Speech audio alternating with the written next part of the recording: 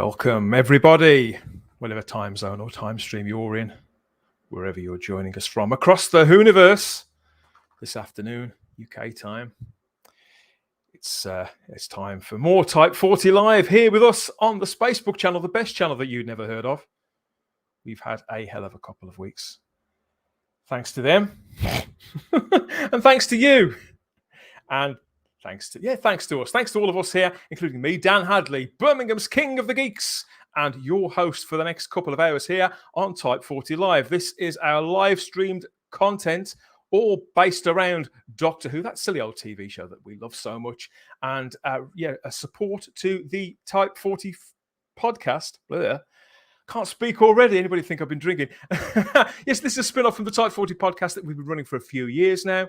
Our YouTube content. This is where we can interact with everybody live on YouTube. We are streaming live to YouTube, the world's largest streaming platform, and over onto Facebook to the Type 40 Facebook page and the Type 40 Facebook group. So welcome one and all to everybody watching out there, wherever you are and whoever you are, including this lot. Yeah, who's here first? Oh, Enigmatic Joker here, all the way from Holland, I believe. Yes, just joined YouTube, haven't you, Enigmatic Joker? The intro is cool. It is a cool intro, isn't it? I think it's the best intro in Doctor Who fandom. People saying hello to one another. Hello, Derek Brady. Hello, Derek Brady. I couldn't agree more. I'm going to echo what Vanessa Law says there, and hello to you too, Vanessa. I really love the intro music, the classic 80s fanboy. It's a little bit 80s, isn't it? You can thank Problem Being for that, the mighty Problem Being. Hello, everyone. Hey, hon. Yes, everybody's pleased to see one another. Isn't this marvellous? Greetings, Pop Picker, says Derek Brady. I knew I'd find you eventually, Derek. Good to see you, my friend. All back together again. And lots of new names. New names too. Absolutely brilliant. Afternoon all, says Jonathan Cox. And Jamie Pring says, hello. Hello, Jamie. That's a very eye-catching icon you've got there. Isn't that not a bit snug? Oh, I see. I think that's going to have a lot of fans. And the Rabbi from Another Planet's here too. Hey who, indeed. Yeah, so many people to say hello to. Good to see you all, and you'll be very pleased to see that, yes, we are joined once again on this live stream by the returning original Whoonatic. It can only be, yes, he's back, Simon Horton. Hello, hiya, folks. Simon. Woohoo! Good to see you again, mate. How's it been? How have you been? It's fantastic to be back. I'm sorry, folks. I've missed you all. Everybody in the chat. Yeah, I've missed you all. It's been, it's been about a month, I think, since I was here. Yeah, I've been off in another dimension. I've been, doing some time agent kind of stuff. I'm off in the vortex, but I'm back. Whether you like it or not, like a bad penny. I love the T-shirt. Thank you very much. Yeah, this is my Andy Warhol T-shirt. Andy Warhol does Daleks, as he would have done if he were alive today. He would have done Daleks. So he'd have loved the Daleks, wouldn't he? Yeah, of course he would. Yeah, Alex. Alex Storer. Simon, that T-shirt, absolutely. We've got a little bit of a tip here for later on. Fortunately, this is after we've finished on the show. UK viewers might wish to tune into Talking Pictures TV at 6:35 p.m. tonight. William Russell is starring in The Big Chance, where he robs a safe for a new life in South America. There you go. Good call. I love William Russell, and I've never seen him in anything other than Doctor Who. Isn't that a terrible admission? But I haven't, and I love him as an actor. You may have done and just not realised it. He was in Superman the movie. He was in Superman the movie and the Blackadder. Where is he in Superman the movie? Is he walking at the end of a street in Manhattan or something? Well, how about I let our mega geek fill you in on where William Russell is in Superman the movie. I know it's one of his very favourite films. Let's welcome back Ian David Diaz. Boys and toys, eh? What do we like? Oh no, you don't know. You don't know where William Russell is in that. No, I need to know this. Somebody in the chat must know this. We need to know. Probably. Somebody else needs to know. There's got to be somebody in here that does.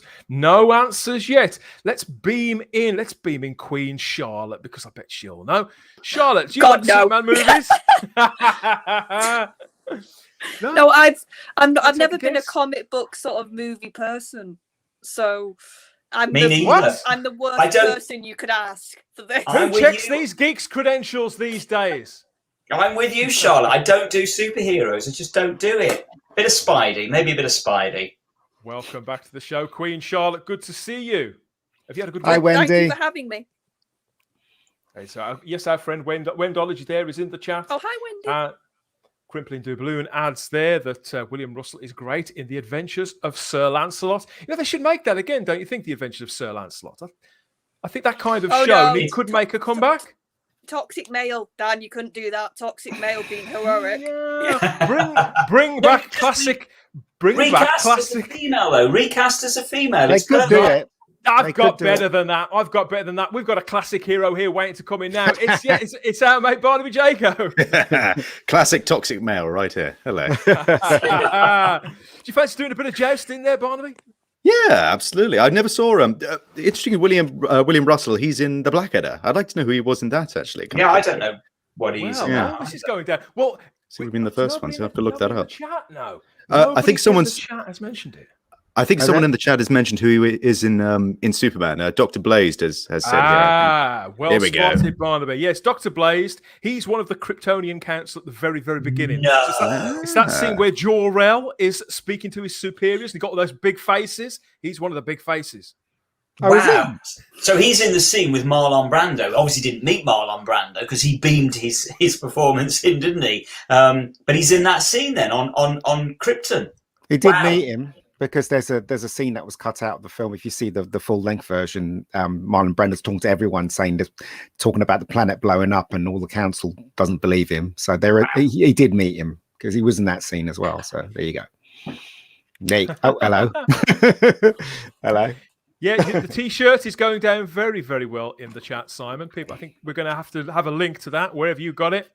William Russell, I see, was in The Great Escape too. Alex says that William Russell. There's was a in The Great Escape too. There's a I've never second knew one. that. With Never knew that. DVD Disney remake or something. What is this? with The Return. that was Return. that was with Christopher Reeve. So there they are back together again.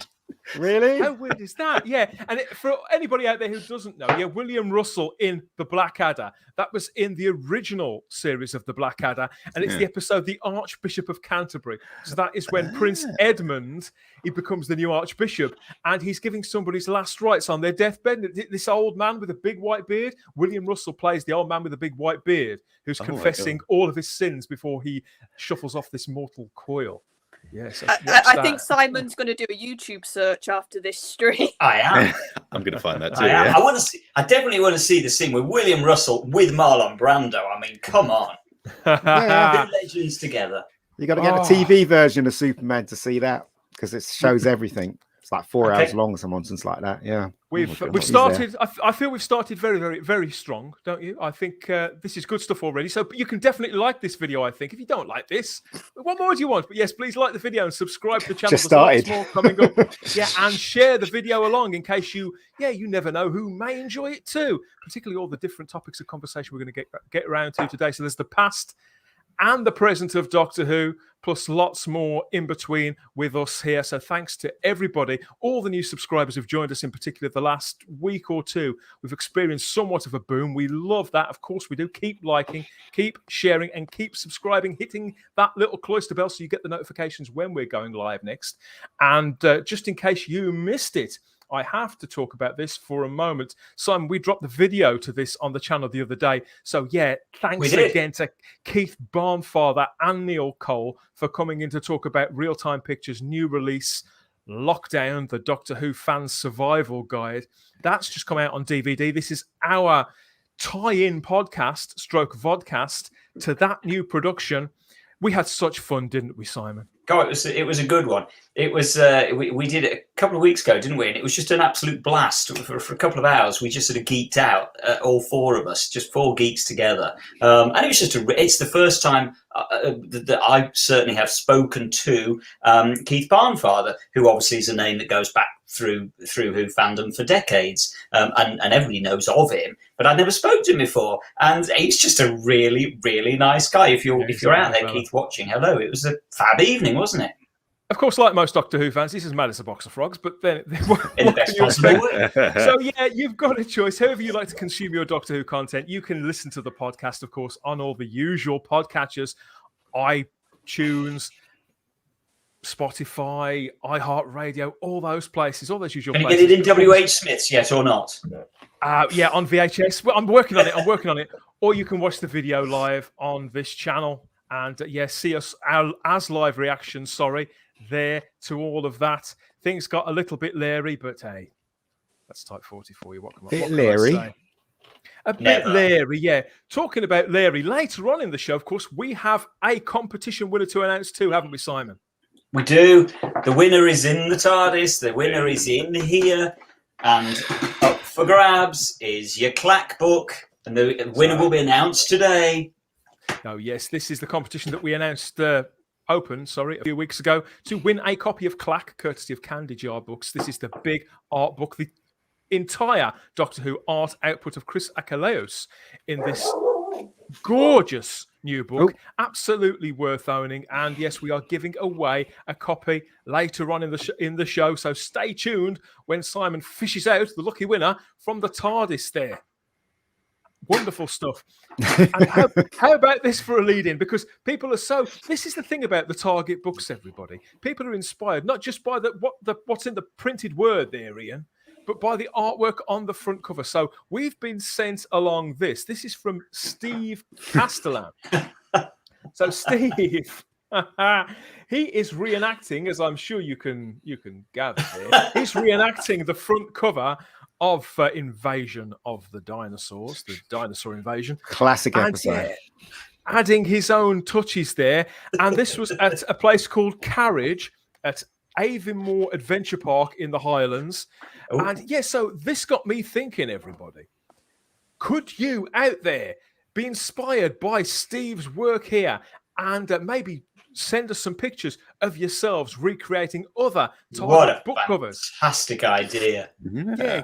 Get them coming in. Use props. Use your pets if you have to. Ordinary household objects, Barnaby. What do you think? Yeah, I'd be up for that, definitely. That one's a really great one. I love that one.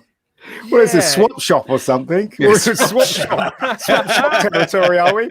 That wrong swap shop. You can do this on your mobile phone there with an app or whatever else. So if you do get struck with inspiration, slap yourself in some local beauty spot or having an adventure of your own. Free post at the bottom of the screen right now. Maybe we'll run a competition. No promises yet, but maybe if we get enough entries, maybe we'll run a competition. That's it. You can get in touch with us at the Type 40 Facebook page. Drop us a message and send us those, or at type40.gmail.com there on the email. We'd love to see what you creative folks out there, what you'd come up with, really. I mean, if you think about it, a few weeks ago, we had a little competition, didn't we, when the front cover of the annual was released, because we imagined that our viewers could do better. And Charlotte, they did. We were right. Yeah, they did. Yes, we were. As per very, usual with this era, we can do better. Well, anyone can do better. Let's face it. It's not Adding hard. to their can do better. Yeah, not hard. So, any inspiration in the chat? Let's have a look and see what people got to say. Quite good, that. Oh, Daniel Leach is bowled over. Quite good. Don't be gushing, Daniel. Go on. That is gushing for Daniel. Pod Racing Palpatine says that they are losing signal because train travel sucks. Stay with us if you can. Pod Racing Palpatine, hold the line, hold the racing line. Those tunnels, yeah, the tunnels. Yeah. That's what it does. Watch out for Anakin Skywalker, for heaven's sake. Yes, quite good. That it's very good, says Derek Brady. Derek will come up with something. I'm sure he will. Yeah, we've been on the ball, not just with wonderful competitions with our audience out there the last few weeks, but also with all those Doctor Who rumours and all the speculation since the departure of Jodie Whittaker and Chris Chibnall was announced. I can't even say it, Barnaby, without smiling. Oh dear. Bloody wonderful. It's a glorious day. Oh, it is an absolute joy. And if you remember, Charlotte, last week we talked about the Radio Times poll. Do you remember that? Yes, Radio we Times did. Run a poll? And it was quite interesting what the result was. It was very interesting. It was Jodie again, wasn't it? Yeah. She came second, didn't she, to David Tennant? Yes. Yeah, Because they tried to make it seem somewhat reasonable, as in like, oh, obviously she wouldn't come first. No one will believe that. Oh, we'll put a second. Yeah, that'll make more sense. Yeah, plausible deniability. I think they call that plausible deniability. Yeah, so that story has continued all of the week. In fact, the Radio Times they'd already finished the poll. They closed the poll by the time we covered it last week. But the general media didn't catch on for a little while, really, and I wasn't entirely sure. I wasn't entirely sure why. But then, of course, we got numerous articles springing up and noticing. Of course, it was a win for Michael Sheen here. He came top of the poll. And the Radio Times, when they announced this themselves, they said, I've got a quote from them here. What did they say? Yes, the Good Omens and Prodigal Son star fought off strong competition. I don't know about you, Charlotte. He really didn't. It was a one-horse race, wasn't it, Charlotte? His competition was like two of Jo Martin, because she's already been in the show, and Richard Adio. I can never say his surname. Ayoade. If strong competition is 2% Radio Times on a poll, I'd love to see weak competition. Let's just put it that way. So whilst if that's been picked up by everybody, so we've got the Metro, we've got the Telegraph, we've got the tabloids, all that kind of thing. They're really running with that. They picked up really late, didn't they, Dan? They picked it up really late. Usually, when something about Doctor Who comes out, they're there. But with this one, what does that tell you? What does that tell you? I know. I wasn't going to say it. I was just going to wait for Simon to say it. So there you go. We have a lot of this in the chat now. This is trending, I understand. Hashtag Sheen for 14. So this has caught people's imaginations there, Barnaby. People love the idea of Michael Sheen as the Doctor, don't they? Yeah, I think he'd be brilliant. I mean, I still think Richard Ayoade. I think he's actually quite a good actor, and I think he'd be. You need a good writer. You need writers too. You need with a good writer and a good director. He would be fantastic. Yeah. But I love Good Omens, and I think he's brilliant in Good Omens. So I think I'm about the only person in the world that isn't really a very big Sheen fan. I mean, he's okay, but I don't rate him desperately highly. I was very, very pleased to see that my choice was in there that I've been championing for years, literally, which is Ben Whishaw. And they won't get him now. Hugh? Why? Ben Whishaw. Anybody that questions whether Ben Whishaw is the right actor for the part of the Doctor, I urge you, go away and find the film. No, forget Paddington. Ignore Paddington. And ignore Q. Go away and watch the film Perfume. Trust me. Find the film Perfume. If you watch that and then don't say afterwards, okay, he clearly is the Doctor, I won't believe it, because he clearly is the Doctor in Perfume. It's a brilliant film, and he is literally blistering in it. I consider him to be a good character actor in who he is. I've seen him in a lot of things where I haven't realised it's him until afterwards, which I think I don't mind. I mean, both of those choices and Richard is a good choice now, because Doctor Who needs kind of saving. So if you cast any of those three, I reckon it will create a lot of controversy, and it will also create, because obviously they're males, and it will create more attention on Doctor Who. So any of those three would work. But the thing to me that was the most telling of all of it was there was only 2 females in the top 10.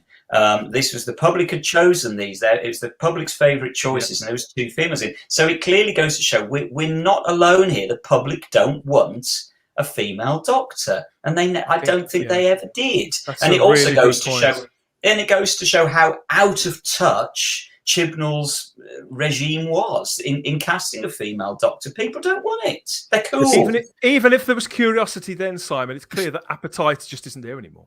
It's not only Chibnall's the BBC. BBC's out of touch with the public as well. So there you go. Yes, yeah, and I do think you've got also. It was like a what if before Chibnall, wasn't it? It was always sort of banding around a female Doctor, and now they've done it and it's not worked. So now but they won't admit it. Answered. Oh God, they won't admit it. No, they won't admit it. But I just think it's so telling, and they must look at that. Chibnall must look at that poll and think, "Ooh, we clearly were." Surely he must wake up in the middle of the night and think we were clearly out of touch. We got it wrong. Surely they must admit it to themselves. But you know what, right, guys? You watch some of these YouTube shows about Doctor Who, and they talk about the past Doctor Who, and then they talk about errors that didn't work, and and stuff like that. In the next 20 years' time, maybe even less than that, they'll be talking about the Jodie era, and I bet you everyone would be saying it didn't work. Yeah. What were they thinking? What were they thinking? Yeah, exactly. Well, Ian, the press is already doing that. Yeah, they are. Friendly media outlets that had a go at all of fans like us. Called us all sexist man babies. You name all the names you want. They're now turning round. But what's interesting is they're saying, "Oh, Jodie's brilliant. It's all Chibnall's fault." Yeah, that's what the tactic is right now, which is hilarious. They're basically lying through their teeth like Kevin Smith, aren't they? They're Kevin Smith liars. That's what they are. So last week we also talked a little bit about Joe Michael Straczynski and his various overtures that he wants to run the show. Yep. And there was lots of people that were resistant of that. You know, not least of all our very own JT, who can't be with us this afternoon. Mission you mate. Hope you're having a good time wherever you are and whatever you're doing. Not too good though. Yes, so he mentioned how that wouldn't be right because JMS isn't British and probably wouldn't understand the British sort of psyche, the British mindset and British popular culture. But and I think that is a reasonable point. But if we can't have somebody show running who isn't British, then what do you feel about what Alex Storer suggested here in the chat? At the same time, there are some fantastic Scandinavian actors who would bring an amazing freshness and alienness to the role. Think Mads Mikkelsen or Mikael Persbrandt. The problem is a great idea. But the problem is that these people they're mentioning, especially the one that was voted in the Radio Times, they're all movie stars, you know, and it's very unlikely that they will do it. And you know, and they were talking about who's the woman that was in Doctor Strange? You know, the woman that was in Doctor Strange. They keep saying the love interest. No, the ball. No, yeah, the one who played the monk. Oh God, what's her name? I can never remember her name. Tilda Swinton. Tilda Swinton. Oh my God, I love she Tilda should play her. She's great. But the thing is, though, she's a movie star, and she will never ever take. Of course, she won't. She'll never do it. I always said if you are going to cast a female Doctor, it can only be Tilda Swinton, and she would. I would buy that. I would buy her as a female. The problem is that the BBC, if you've noticed throughout the years, BBC only goes for people that are in their circle. You know, like Matt was in their circle. He starred in a lot of BBC films and stuff like that. And also Peter. David was in their circles because he did Casanova, didn't he? Yeah. So they never cast outside their circle, the BBC, ever to cast as a Doctor. So they might have to, though. They might be to. Forced to now. That's what I think is interesting about this whole time we're in. I think this means we might have to have a showrunner who isn't part of the. They've got a name, haven't they? Like club. The club. Yeah, club. The clique. I think this might force them to look outside now because of how much it's damaged. And that's what I'm actually excited about a little bit. Yeah. He's got more hair, really excited. He's really excited. He's got more hair, and he's also quite thinner. He's thinner there than he is in real life now. It's like big. What can't speak can't lie, Chris. What can't speak can't lie, my friend. Okay, we've got a message here from Digby Strawbridge up on screen. Has anyone heard anything about the replacement for Chris Chibnall? That is the first topic that I want to come to here on the show. Well, I've been keeping my ear out because while people have been talking about the Doctor, everybody's very fixated on the idea of Michael Sheen.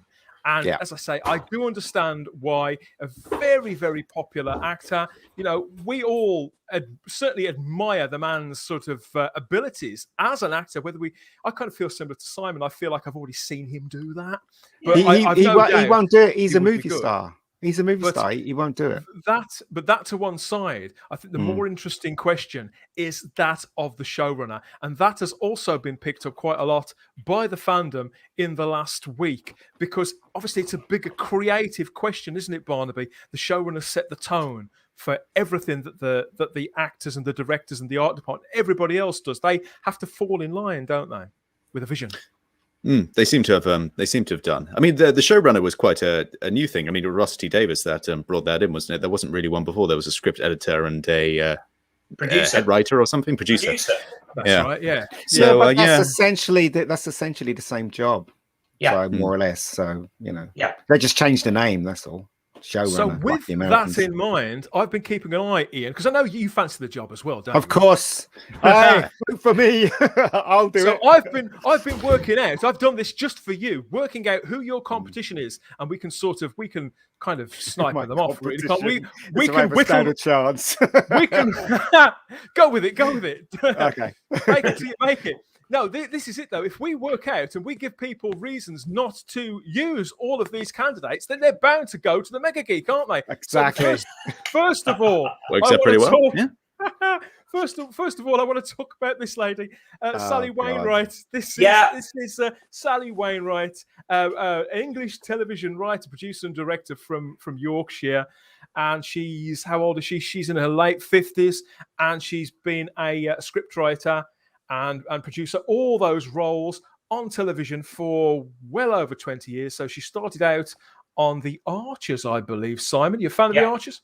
Yeah. Well, I'm a fan of hers, certainly. And she is the one, actually, if you hadn't mentioned her, this is the name I would have mentioned. She is the one I am gunning for. I thought At Home with the Braithwaites, brilliant.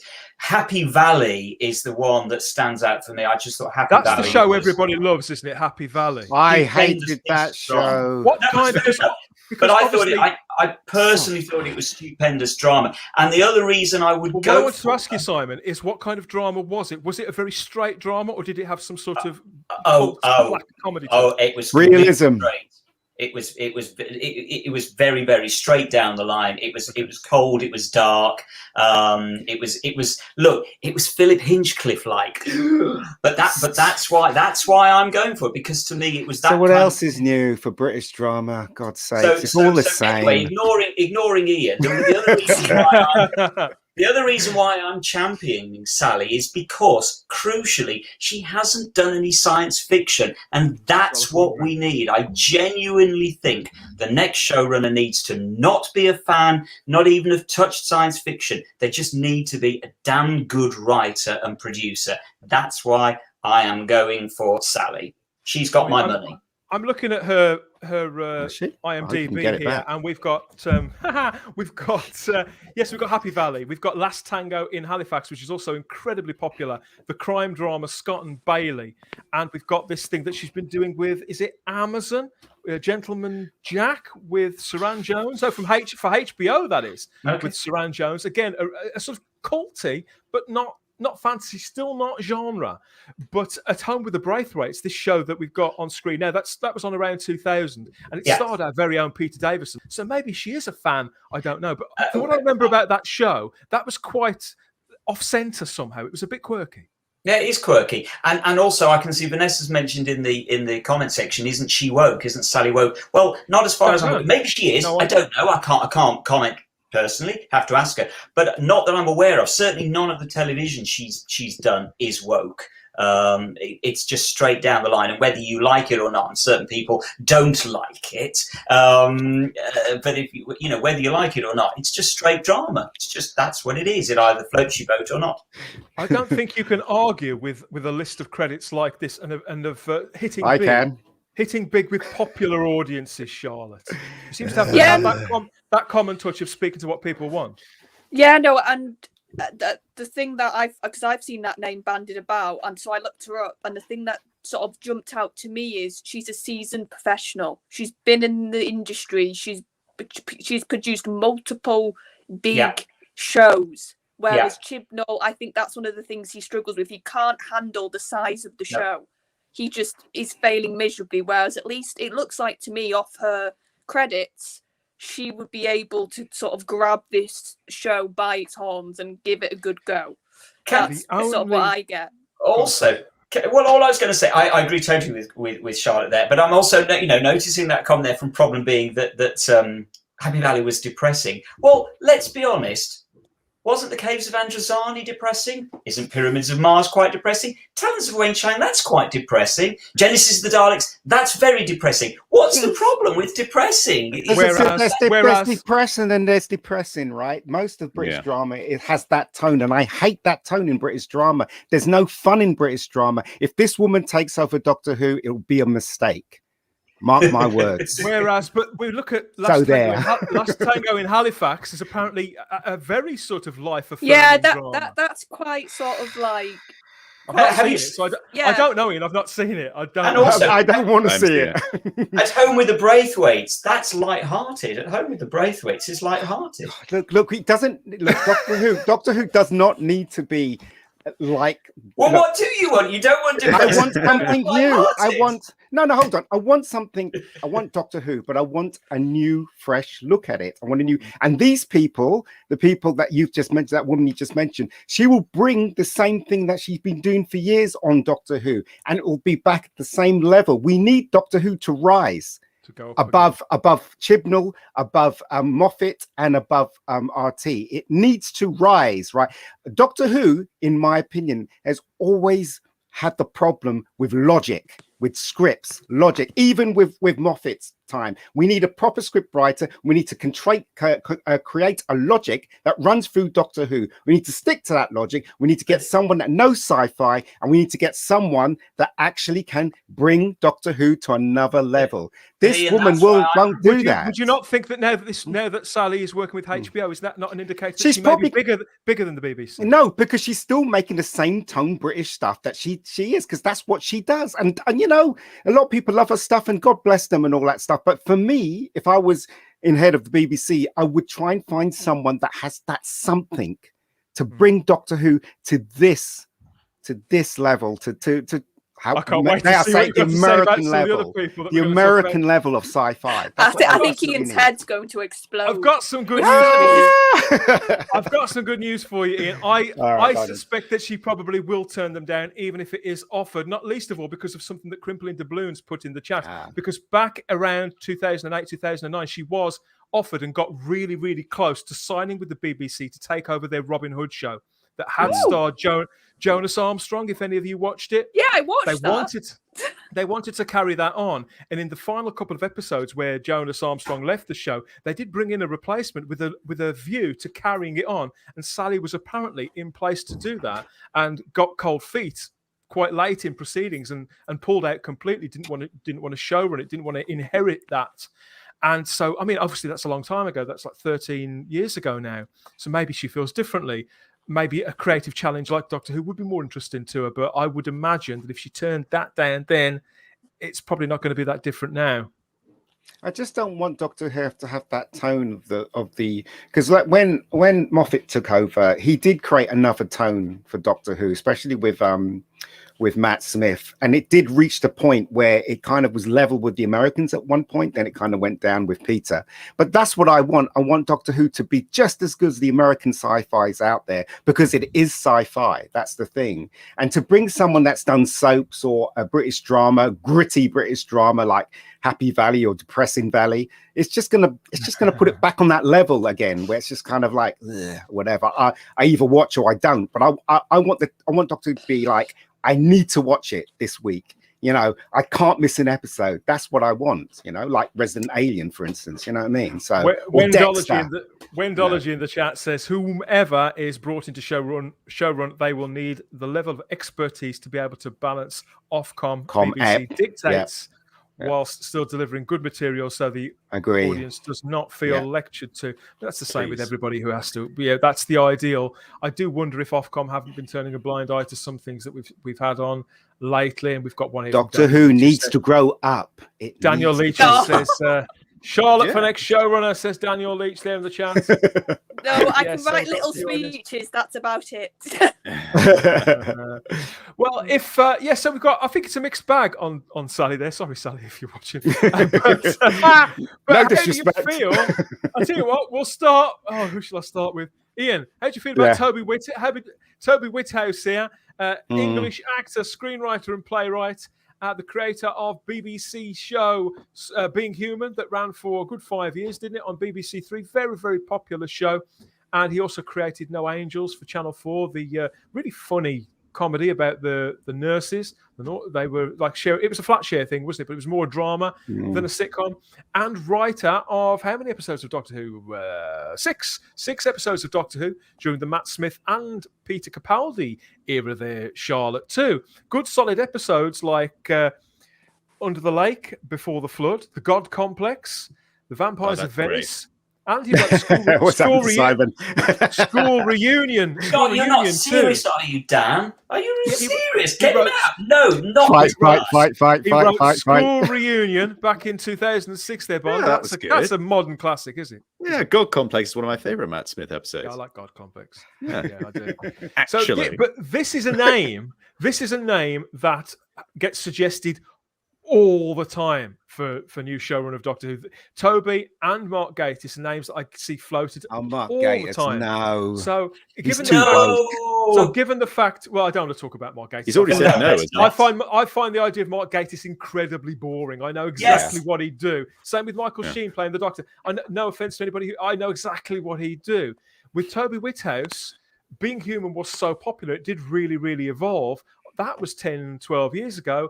He's written fantasy, so that would tick that box there from Ian. Okay, he's still a kind of BBC man. He's what else is he working on? I think he's just worked with the BBC on Noughts and Crosses, adapting that Mallory Blackman book. Now, that's like a sort of sci-fi, isn't it? So he's just done that, and he's even acted in Doctor Who. He was in Twice Upon a Time as the soldier in the trench that was frozen in time opposite Mark Gatiss. These are all good reasons for him not to be going in. Can we just quit with people that have done Doctor Who before and just let's scrap that? We've got to start afresh with a completely new style, an entirely new beginning. Nobody that's been anywhere near Doctor Who should get a look in. But isn't that what I said? It needs to grow up. It needs to be a different level. It needs to bring. J. Michael Straczynski's never done it. So yeah, I mean that's for me. I know he's not British, but I think he'd be brilliant. Who was that? Who was that? Sorry, Barnaby. J. Michael Straczynski. He's never done it, and he really wants to do it. He wrote I read Babylon 5, and also the Ghostbusters the real Ghostbusters cartoon. So you know what? That was really good. It was really good.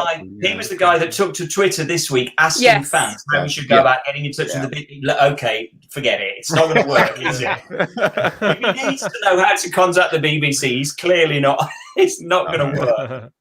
He knows how to write.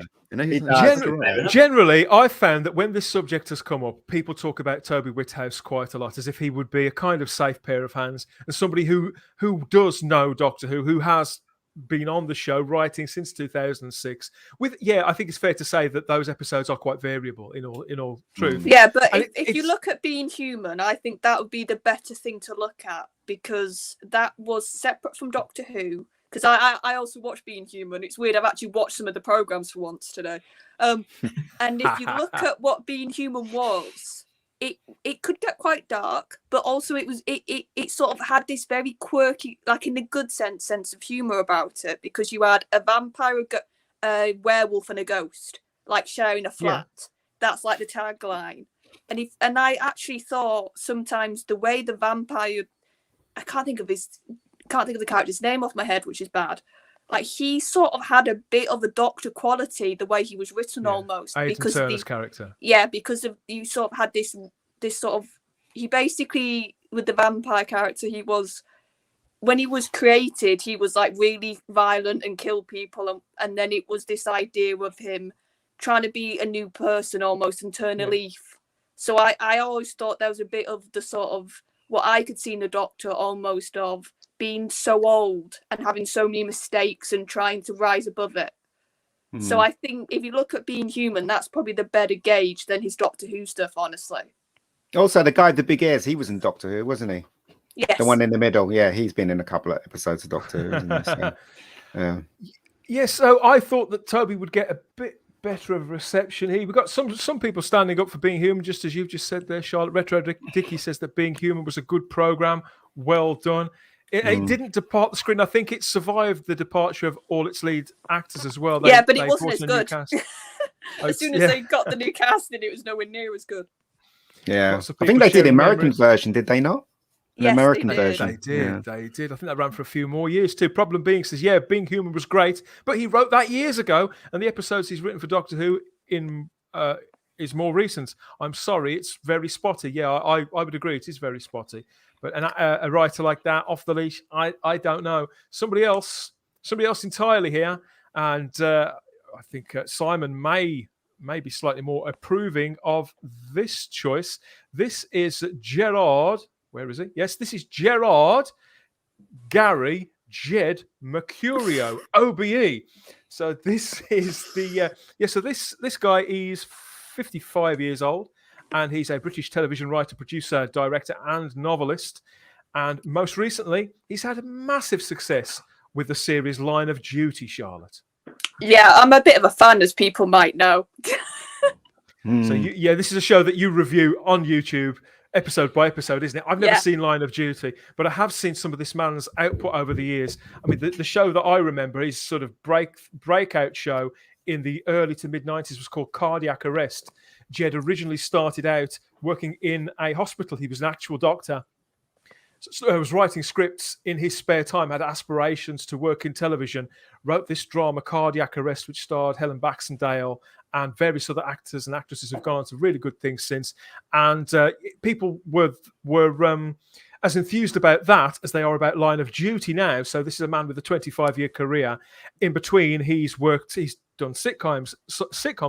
He worked on the Grim List for ITV and other shows too, like Bodies and Bodyguard for Netflix in 2018. That was an incredible drama, really, really powerful, really memorable too. Even though it did get shown on the BBC, it was actually made for Netflix. And Line of Duty continues now, 5 or 6 seasons of that, Barnaby. This is a man with a big track record who says, kind of like Joe Michael Straczynski, he's not exactly angling for Doctor Who, but he is angling for science fiction, and he is British. So do you think that may be a sweeter spot? I love The Bodyguard. I think he was great in The Bodyguard, but writing for that, but producing that, whatever.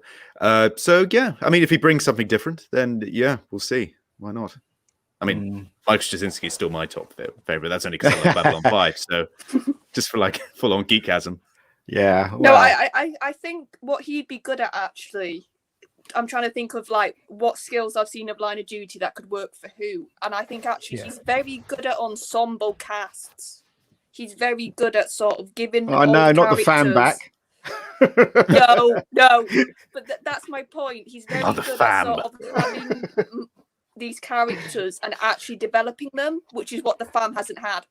So it's like he actually develops his characters. Yeah. He's also very good at doing sort of, like you were saying, to make Doctor Who rise a bit. One of the reasons Line of Duty has got so much of the imagination of the public is because of how he does the sort of cliffhanger, the sort of dropping a scene to make you think, oh God, what's going to happen next episode? Like that's what Line of Duty does very well. So you're saying that it's above the average, because there are a lot of police procedural shows on TV, but he's up to the game of those.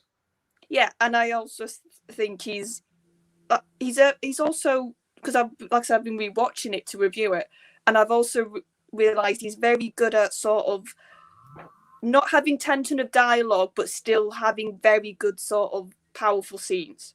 Like he doesn't need a character to go on a massive monologue. He can just have them have a couple of lines, and then you can tell a lot by that character. That, Charlotte. I miss that in the Doctor. I miss how, and to be honest, this is throughout the entire new era of Doctor Who.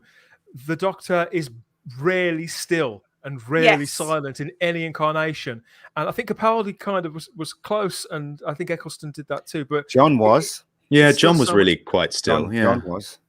Yeah. Yeah, that would be a brilliant thing to see again. Yeah, some of my favourite scenes in Line of Duty are just the actors just acting, and they've not got dialogue, and you can just tell they've been given this. Here's your direction. Here's what you're going to portray, and they just sort of it's off the leash. That's the feeling I get, and they just stuff without words. Yeah. Yeah, it's interesting as well. I mean, one of the things that really bugs me about the post-2005 series is with the Doctor character, it's a case of why use one word when I can use 27. And you know, when you think of the classic lines that the classic Doctors used to come out with, they were always very short and pithy and to the point. And now they're all, you know, it's just constantly this verbal diarrhea stream, blah, blah, blah, blah. And it's just less is more, guys. No, but it has to. No. Look, I know you're a huge fan of the classic, even more. I mean, than New Who. But you know, classic was classic, and New Who was. It kind of evolved. you know what I mean? That's what I mean when I say when we get another showrunner in, it needs to evolve from New Who to something else. And Classic Who was exactly how you mentioned it, Simon. And New Who was more words.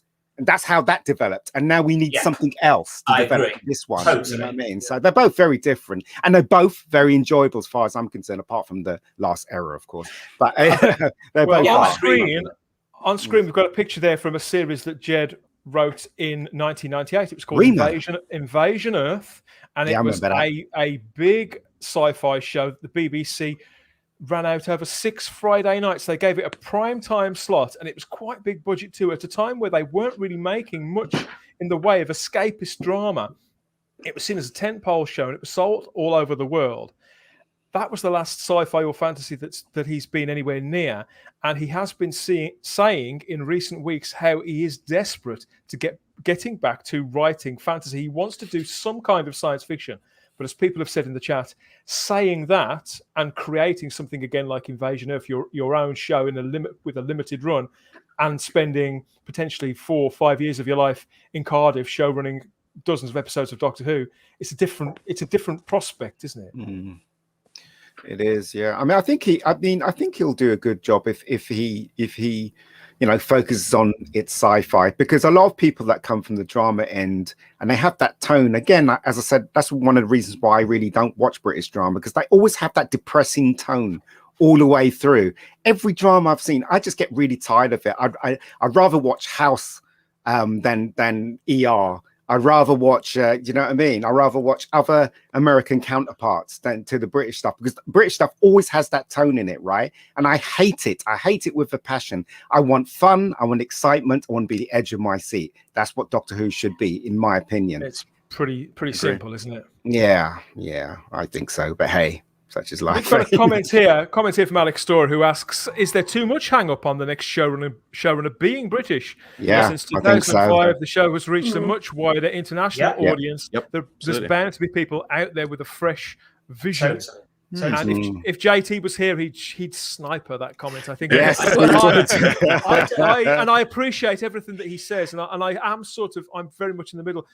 I'm very much in the middle about it. I do understand what he means. Obviously, there is something to be said for a big British brand being run by a British force of talent. But if there is somebody out there, I think this is such a unique show. If somebody out there does have a vision, then you should absolutely connect them with the show and enable them to bring it to the public. Ian, sorry. So who's the first guy? Who's the guy who directed the first Dread? He's English and he works in America. Danny Cannon, he works almost exclusively on American TV. Then again, he probably won't do it, but he might make a good showrunner. You never know. Yeah, wasn't he the showrunner of what's it called? Gotham. Elementary Gotham. He's done a lot. He's done a hell of a lot. Yeah. Yeah, and just very quickly, you could have an American showrunner, but you can guarantee a lot of the production staff, a lot of the behind the scenes would still be British. Yes. Just because you've got an American showrunner doesn't mean suddenly everybody working on the show is going to be American.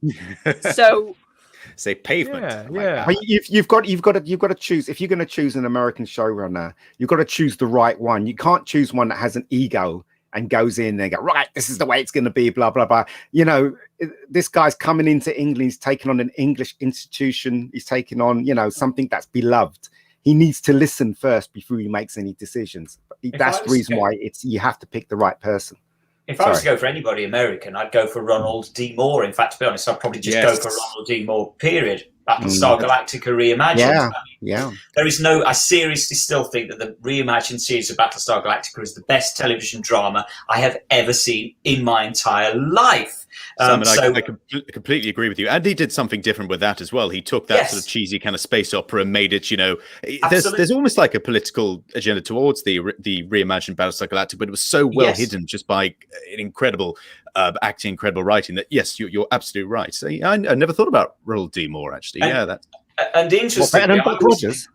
What was that? Sorry, was it better than Buck Rogers? Oh yes. You can't criticize Buck Rogers. There's somebody here that likes Buck Rogers.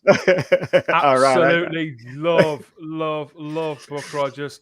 We've got lots of praise here as well for Battlestar Galactica. I think James Callis make a good Doctor, actually. Yeah, that's great, James Barnaby. Callis He was would. really, really good.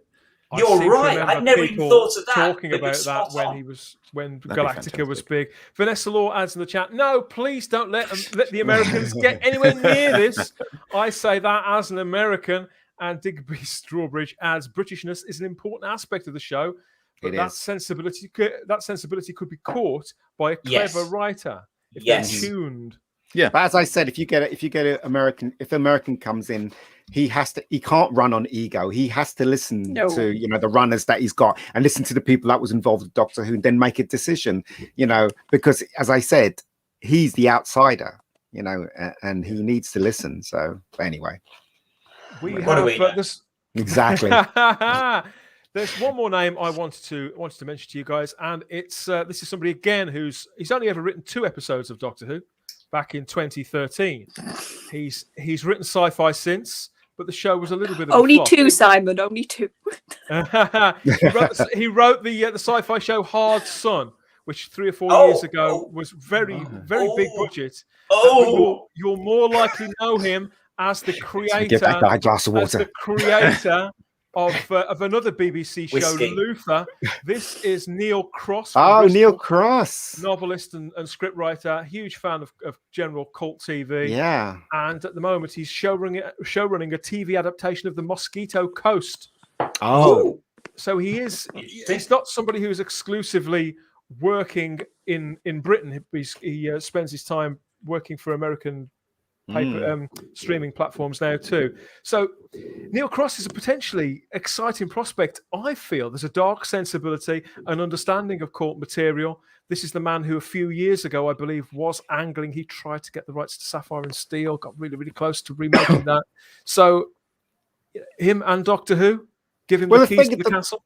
The thing is, though, with Luther, right, it's kind of, if you look at it closely, it is kind of a police Doctor Who, because Luther wore the same costume throughout all of those seasons. He never changed. He never changed his costume at all. You know what I mean? And also the fact that he's the cleverest one, and Doctor Who's the cleverest one out of every episode and stuff like that. And it had a tone that was beyond, in my opinion, beyond the dull British thing. It was kissing the American tone, but still in the British tone. And I thought Neil Cross did a wonderful job on Luther. I liked every season of Luther, and obviously Idris is freaking fantastic as Luther. So if he became part of Doctor Who, Paul McGann was in that show too. So exactly. We know he's a Doctor Who fan, and we know this. And whilst his 2 episodes, I think again, just like Problem Being was saying about Toby Whithouse, these are spotty. He wrote Rings of Akatan, which I was pretty indifferent to, and Hyde, which I thought I liked Hyde. I think that I got the impression that Stephen Moffat's sort of rewrite of that had sort of trimmed too much away from it. I felt there was a much better story under there somewhere waiting to come out that Neil had probably originally conceived. Yeah. But the idea that he's run Luther so successfully, and as you say, this is a standout. This is an iconic character now. It is now. That Idris Elba cuts, isn't it, Barnaby? That's the silhouette of a Doctor. Completely, yeah. And Ian, you're right. He never changed his costume. I never thought about that.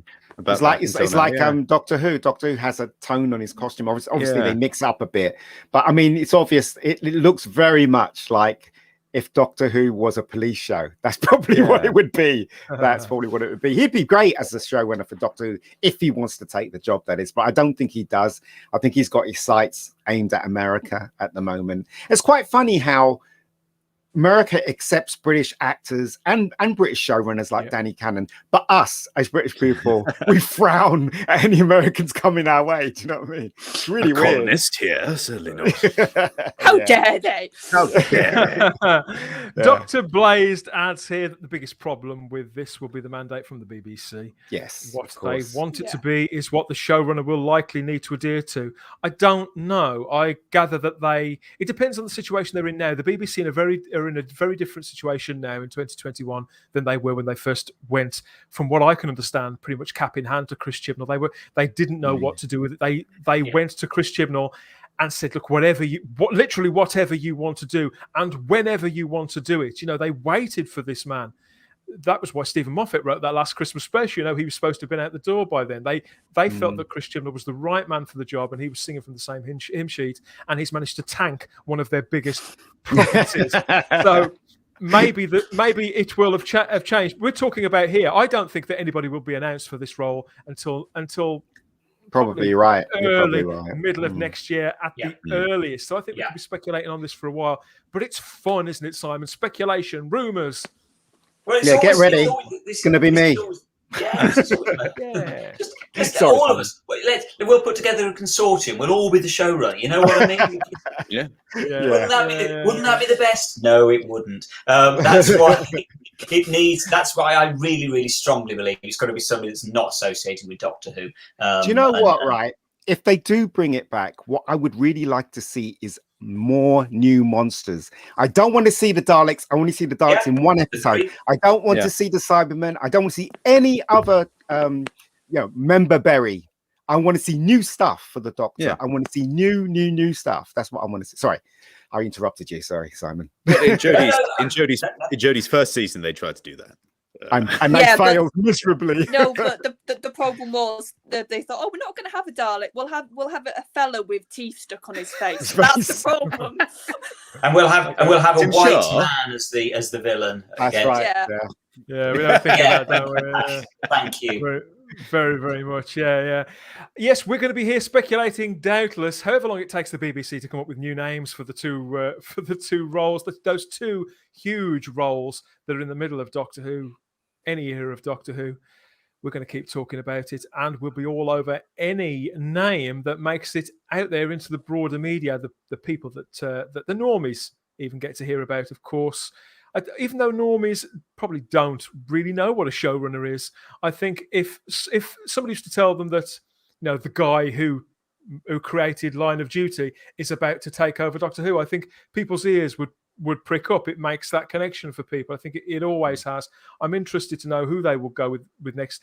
I genuinely have no idea at all. There's more speculation about that. I don't think they do. I think the BBC. The interesting thing is, people are, because obviously I'm celebrating that Chibnall and Whittaker are going, and people keep on saying to me, but you might. The next thing might be even worse. Yeah, thank you.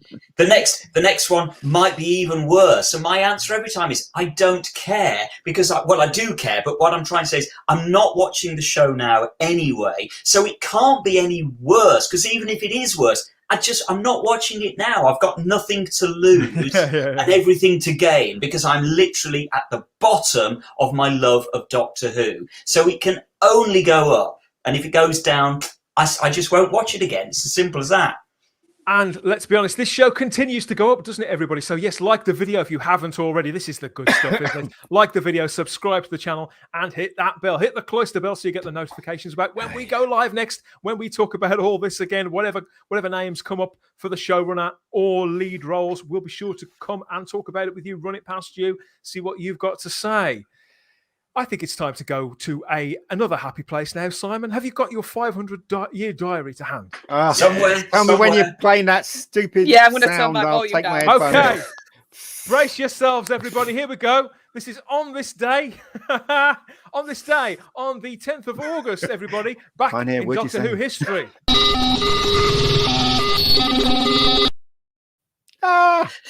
We're going to have to change that. We've got to. I think JT could still hear it. He's not even on the panel. Okay, so JT will be shuddering somewhere out there. JT is shuddering. What have you got for us this time, Simon? So what we've got this time today, this very day in 1968, episode 1 of The Dominators. Yeah. So the Dominators started 53 years ago today. Interestingly, this is the very year that I was born as well, so you can kind of do the math on that one. The Dominators. I have to be honest, it's not one of my favourite stories. Anybody else? Any love out there for the Dominators? It's a bit of a trudge. It's a bit of a trudge, even for a 5-parter. It is, isn't it? Yeah. I don't think I've got round to this one yet. I think this is part of my list to watch. It's one of those, unfortunately for me, it's one of those absolute typical Pat Troughton episodes, like the Crotons, like the Space Pirates. It's just kind of very pulpy. It's very very cliched. It's very sci-fi in a capital S, and you just don't really want. It's when Doctor Who was losing the plot a bit, and why they then reinvented it, which is what we're just talking about, when they came back with the third Doctor. So it's when it's kind of going off the boil. It's not good, and the ending is rubbish. It's just the most ridiculous final episode you're likely to see. So I'm not a big fan of the Dominator. Still, though, he got Pat on it, so but it's got Pat. He's always good. That's what I was just thinking. It's never not worth watching Patrick Troughton, is it, Ian? Yeah. Patrick Troughton's brilliant as the Doctor, as far as I was concerned. And the whole team, Zoe and Jamie. It's a classic, a really classic with a capital C TARDIS team. So there's always something to love. Let's be honest. It's better than Jodie Whittaker stuff. So hey, I'll go with that. Yeah, Jamie was a great part of the fam. He was. Oh, don't say fam in relation to Jamie. Yeah, sorry, fam. Quite right. I think it's the kind of story to watch when you've watched all the rest. Really, it's very sort of mid tier, and that's been when the Dominators. Oh, sorry. Weren't the Dominators weren't they trying to make another sort of Dalek sort of thing, like to make another alien monster as popular as the Daleks? Oh, was that the Quarks? Okay. Yeah. The Dominators. And they were trying. I like the relationship between Jamie and the Doctor. It works really well. Really lovely, it's obvious that those two actors, when they met, it's obvious they had chemistry together. Every time you see them together, even in the very little in the Five Doctors scene when he meets Jamie, obviously it's not really Jamie. Even that bit, you could see that they both work together very well after all those years. So if you see Fraser talk about Pat in any way, he's just so fondness. Like that's what radiates off Fraser when he talks about Pat. It's so lovely whenever he does, or Comic Cons or panels or whatever it is. Yeah. But you're right, Barnaby, that the Quarks were an attempted replacement of the Daleks, because at that point, let's not forget, that was when Terry Nation was taking the Daleks away from the BBC, trying to sell them to America. So they got to come up with the replacements, and they came up with the Quarks, and it is just, you wonder what on earth they're thinking. They appear in comic strips at the time. They were all in the comic strips. It's in some comic strips, I think, where they'd originally put Daleks, and they literally replaced them with Quarks. But remarkably, it never worked. Who knew? Who knows? I suppose that for somebody out there, it was their very first Doctor Who story, and that's what matters, doesn't it? What else? What else have we got to? We've got a few birthdays today, and my favourite birthday was actually for yesterday, in fact. And I'm going to read you out. I'm going to read you out a couple of lyrics from a very well-known song from the Hit Parade. And see whether you know who this particular person is that we're talking. They're great lyrics, these are. Who's who? Well, Doctor Who, of course. He's quite at home in a big spaceship or sitting on top of a horse. He's been to the past and future, and whatever he may do, he'll always be a friend of mine. Who? Doctor Who. And there she is, Roberta Tovey, bless her, was 68 yesterday. If you've never, it's not really Cole Porter, the lyrics that I've just read out, if we're honest. But if there are people out there that have never heard Who's Who by Roberta Tovey, pop onto YouTube, have a look at it. Your ears will forever thank you. It's one of the most remarkable songs you will ever hear in your entire life. But don't we love Roberta Tovey? I love Susan and Barnaby. These are your baptism into Doctor Who, aren't they? The Dalek movies. Yep, my first Susan, right there. So you got a soft spot, surely, for Roberta. For the movies, definitely, and for her as well. She was really, really good. She's great. Incredible for a child actor. I've always thought. I can't remember how old she was when she made the films, and I know that she had that sort of incentive, didn't she, where the director would give her, was it some money, like a shilling or something, for every time she got a scene right in one take? Yeah. all these delightful actor stories. And Roberta's continued to act in all the years in between, hasn't she? Yeah. Shilling. She's kept going, and she, as a child actor, she's really good. You see some really stinky child actors, but I like her. She's very watchable in the two Dalek movies. Sometimes I wonder whether whoever becomes a Doctor's companion should actually be a child. Sometimes I wonder whether their companion should be a child. It might be a new take and it might be a new, tone on it. But the problem is, does that immediately make it a kids show? Is it? Not really. No, not really. Because of the kids in it. I mean, look at Lucifer. You wouldn't call Lucifer a kids show, but it has a child in it, isn't it? Good point. You know what I mean? Yeah. So. Yeah, sorry, but she's not really paired with the adults, is she? That's the difference. No, well, she's been in about 5 episodes where she was literally with the guy who played Lucifer, with Tom Ellis. I suppose. So, it's a bit of couple, exactly. Those two? Yeah. So I don't know. It might work. We've run the gamut of child actors from the absolutely incredible to the you'd rather sort of jab pencils in your ears than listen to their voice anymore. That we really have had them all, and some of them work really, really well. Some of the doctors work really well with children, particularly Matt Smith.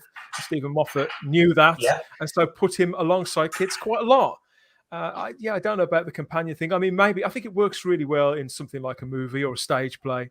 But when I saw 11th Hour, I was hoping that I agree. Amelia would have been his assistant, and then she grew up, and I was like, ooh, long legs. But I forgot about her. So but when I first saw it, I thought, that's a good idea. Have the little kid as a companion. I agree. But anyway, it would have been different.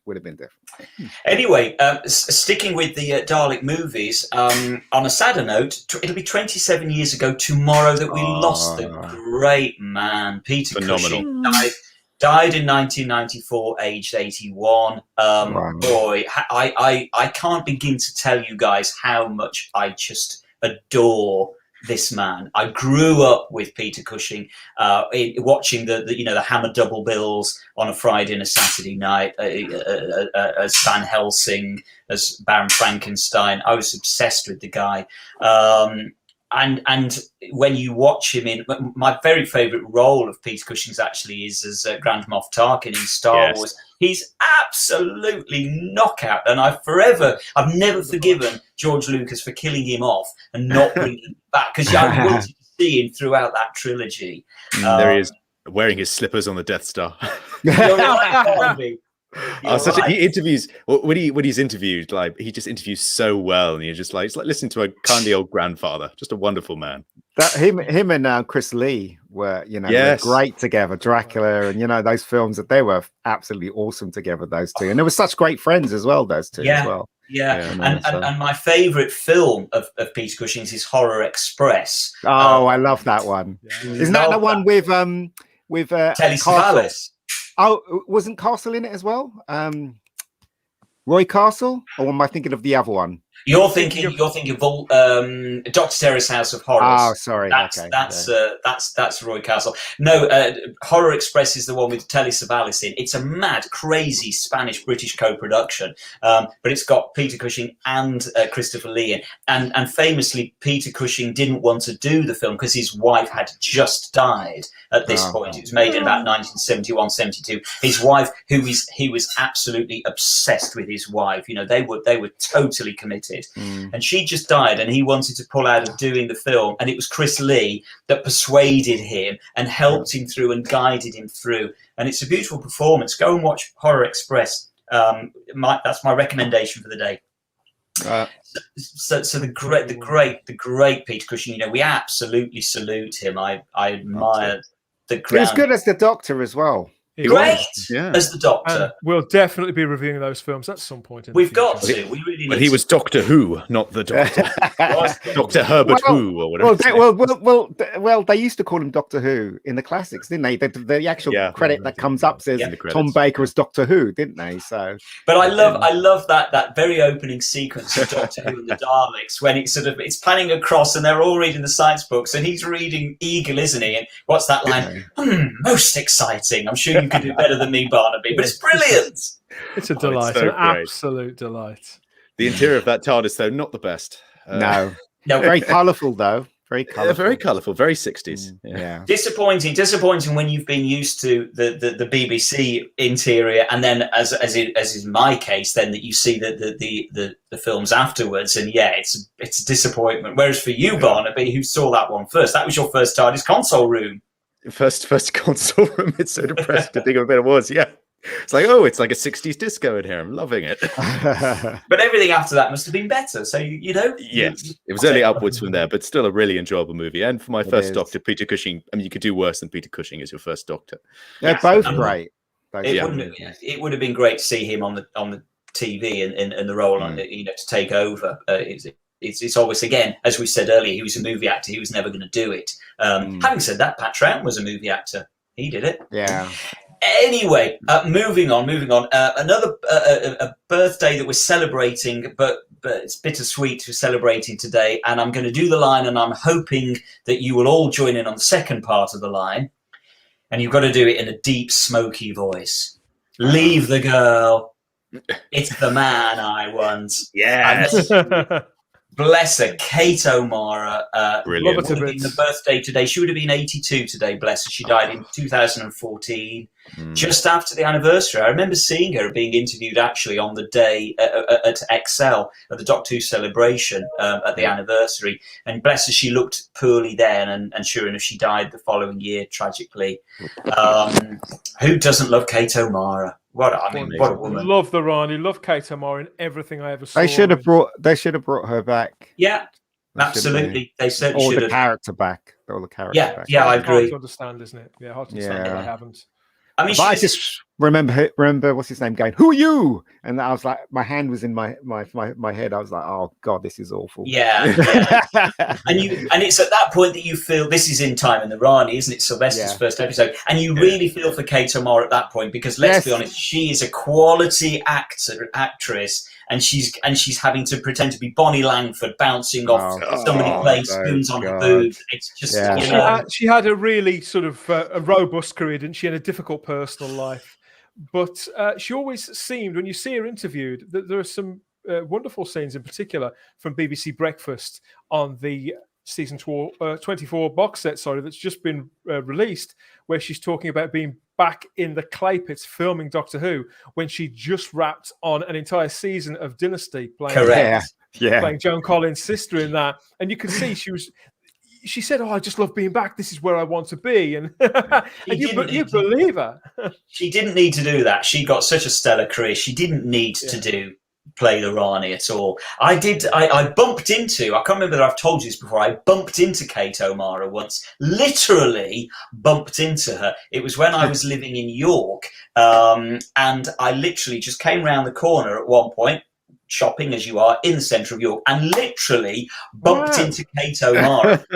She was only about that big. Hi, She wasn't tall, bless her, and she was dressed head to toe in black leather. Head to toe in black leather. I'd have been disappointed if she wasn't. She was such a We miss you, Kate. We miss all those wonderful characters from the Hammer horror days. All that school. I mean, apparently Nerys Hughes also dresses from head to toe in black leather. I'd kind of like to see that, but maybe not so much now, but definitely back in the 70s or the 80s. What else you got for us, Simon? So what else we've got? Also marking, sadly, these birthdays that we're marking are all people that have now sadly passed, because tomorrow would have been the 99th birthday of the great Ron Grainer, who we worship the ground he walks on. He died sadly in 1981, not old, in his late 50s. And he would have been 99 tomorrow. So, and I think it's interesting with Ron Grainer because he was so generous to give the credit for the Doctor Who theme to Delia Derbyshire, and in many ways, Ron Grainer doesn't get the credit he kind of deserves. No, in a way, it's flipped, hasn't it? The last 10 years, it's great that Delia's so recognised as she is, of course, so celebrated, but Ron seems to have got sort of left by the wayside, despite his huge career, Tales of the Unexpected, Steptoe and Son, all those other theme tunes that he was responsible for, as well as the Doctor Who tune. Yeah, and I think it was very much lightning in a bottle between the two, but between Ron Grainer and Delia Derbyshire. So I really do feel that it was equal 50-50 share really on the ownership of the theme. He absolutely gave Delia Derbyshire the spark of inspiration that she then ran with. So as I say, I think it's easy to forget Ron Grainer's influence. My personal favourite Ron Grainer theme of all time is the Tomorrow People. The Tomorrow People theme is just absolutely knockout. I'm doing there. See what I'm doing there? Yeah, that's it. That's it. Most people don't understand tomorrow's people. They don't understand. We're aging ourselves again, aren't we? I've not. I didn't see it at the time. Obviously, I've seen it since. They're breaking out, everybody. They're breaking out. So Ron Grainer there. We don't see many pictures of Ron Grainer around. No, that's a cracking photo, actually. It's a lovely one. I thought the man at work there doing what he did best. Yeah. And very, very finally for today, Thursday will also be the birth of the great John Nathan Turner, who would have been 74, died incredibly in 2002. I can't believe that's 19 years ago already that he died, aged just 54. And again, I just love this bloke. He made a heck of a lot of mistakes. But in my opinion, he made a heck of a lot of good decisions as well. And he was a great showrunner in every sense of the word that they now kind of mean it, that he was, in effect, the first showrunner of Doctor Who. He just wasn't called the showrunner in those days. Love John Nathan Turner. He was that jumper as well. Yeah. If anything sums up the 80s, it's that jumper. I mean, it's that picture, actually, straight up. But he was responsible for getting Doctor Who out there when BBC didn't have any faith in it, wasn't he? He was responsible for getting it incredible beyond the screen. Yeah. So, again, it kind of goes back as well to what you were saying earlier, Ian, in that he really did reinvent it. At that point, the show was flagging in the ratings, and he completely reinvented it and reinvigorated it, whether you like his stuff, what he did or not. And I personally do. Certainly the early, right up to the end of the Peter Davison years, I absolutely adore, and I hold it up there as highly as. Well, you know, with every showrunner that appears, they actually create new stuff for Doctor Who. The only era that didn't create new stuff was Chibnall's era. Yeah, he didn't create anything new for Doctor Who at all. A woman. Yeah, sorry, go ahead. Also, I think you've got to give him a lot of credit for, like with Sylvester, you can markedly see he took advice. He knew it wasn't working. Yeah. That first sort of overly goofy Doctor he gave Sylvester to play. And you've got to give anybody credit when they can go, nope, I'm going to put my own feelings to one side and go in another direction, which is what you can see he did with Sylvester's Doctor. And because I quite like that side to his Doctor, when he is that trickster, when he is a bit darker, when he is sort of being almost, you don't quite know where his morals are a little bit. It was too late though, wasn't it? It was too late for the show at that moment in time, wasn't it? Well, the knives were out for him, and we've spoken about this on the podcast, haven't we? When we had Chris Chapman on to talk about his incredible film. If you haven't watched it yet, it's on the season 26 box set, Showman, about John Nathan Turner's life. It's absolutely essential. This thing is easily good enough to be on network television. This documentary that Chris Chapman made for the box sets, indispensable. And every possible corner to John Nathan Turner's connection with Doctor Who, for better or for worse, is explored in detail in that the people that Chris and the other people who worked on that documentary got to speak to. It's incredibly moving. It's informative. We can't recommend it enough in case people have sort of skipped over it in the set or meant to get round to it. Or if you've watched it once and want to go back and watch it again, it does stand up to repeated viewings. But John Nathan Turner is much missed, and I would love to know what he would think of what's going on. Well, to be honest, I'd love to know what he'd have thought of all of it from 2003 right the way to now. I think he was such a unique character. Yeah, I think that, and I know that you knew him, Simon, and I think when I do speak to people who knew him personally, they all sort of look to one side and remember and think, oh, I think I know what he would have said. So I think he's left this mark with people that the people who did know him really do know or have a good idea what he would have said, and it gives them a little chuckle to this day because he was a big character and exactly the kind of ringmaster that Doctor Who needed at that time. Ian, you're quite right. And if it hadn't been for him, it would have died a lot sooner. We love you, JNT. I really felt sorry for him towards the end because he wanted to get out of Doctor Who. He wanted another career. He wanted to produce other stuff. And the BBC treated him like shit. even though he brought Doctor Who to the forefront for the actual channel itself. That's why, every time I think about the BBC, my hate grows for it, because they've treated people like crap that's actually brought the BBC to the public. They've literally treated them like crap and shows. Anyway, I'll stop there. You're right. You're right. He never really acknowledged that he'd run out of ideas, but he definitely acknowledged he'd run out of steam. He wanted to move on, and they simply wouldn't let him move on and keep his job. It was as simple as that. If he left Doctor Who, he left the BBC. And he had absolutely no choice at all. So I salute JT. If you're up there watching down, I totally salute you. I've also got to stand corrected. Very finally, I've got to stand corrected. Third Doctor, you are quite right. I got it wrong. It's Dudley Simpson composed the Tomorrow People. Not. So I apologise. Got it wrong. As penance, I'm going to go and sit in the corner and watch Jodie Whittaker episodes. So I apologise.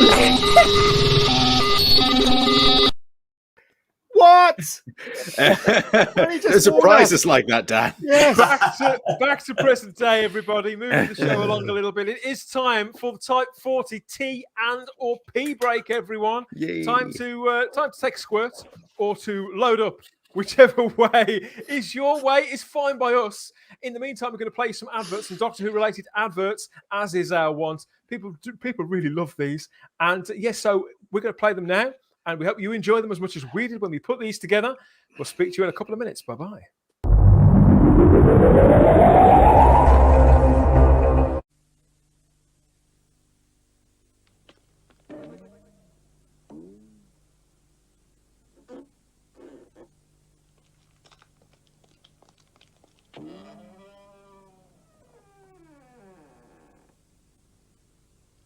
I bet he drinks Carling Black Label.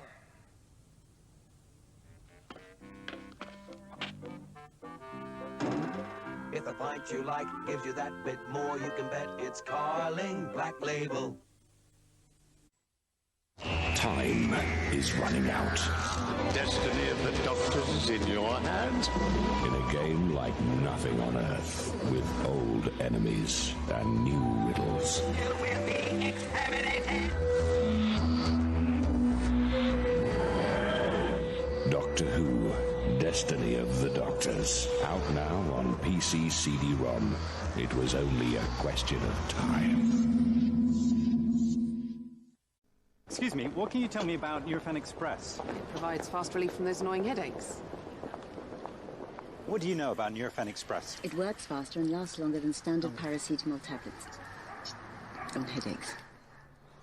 It targets pain fast! So it's no wonder Nurofen is the nation's favorite branded painkiller. Further enjoy Doctor, a member of WNIT at the $60 level. Receive the amazing Doctor Who tumbler with the materializing TARDIS. Pour a cold liquid into the tumbler and watch the TARDIS appear. Call 674-5961 and become a member at the $60 level.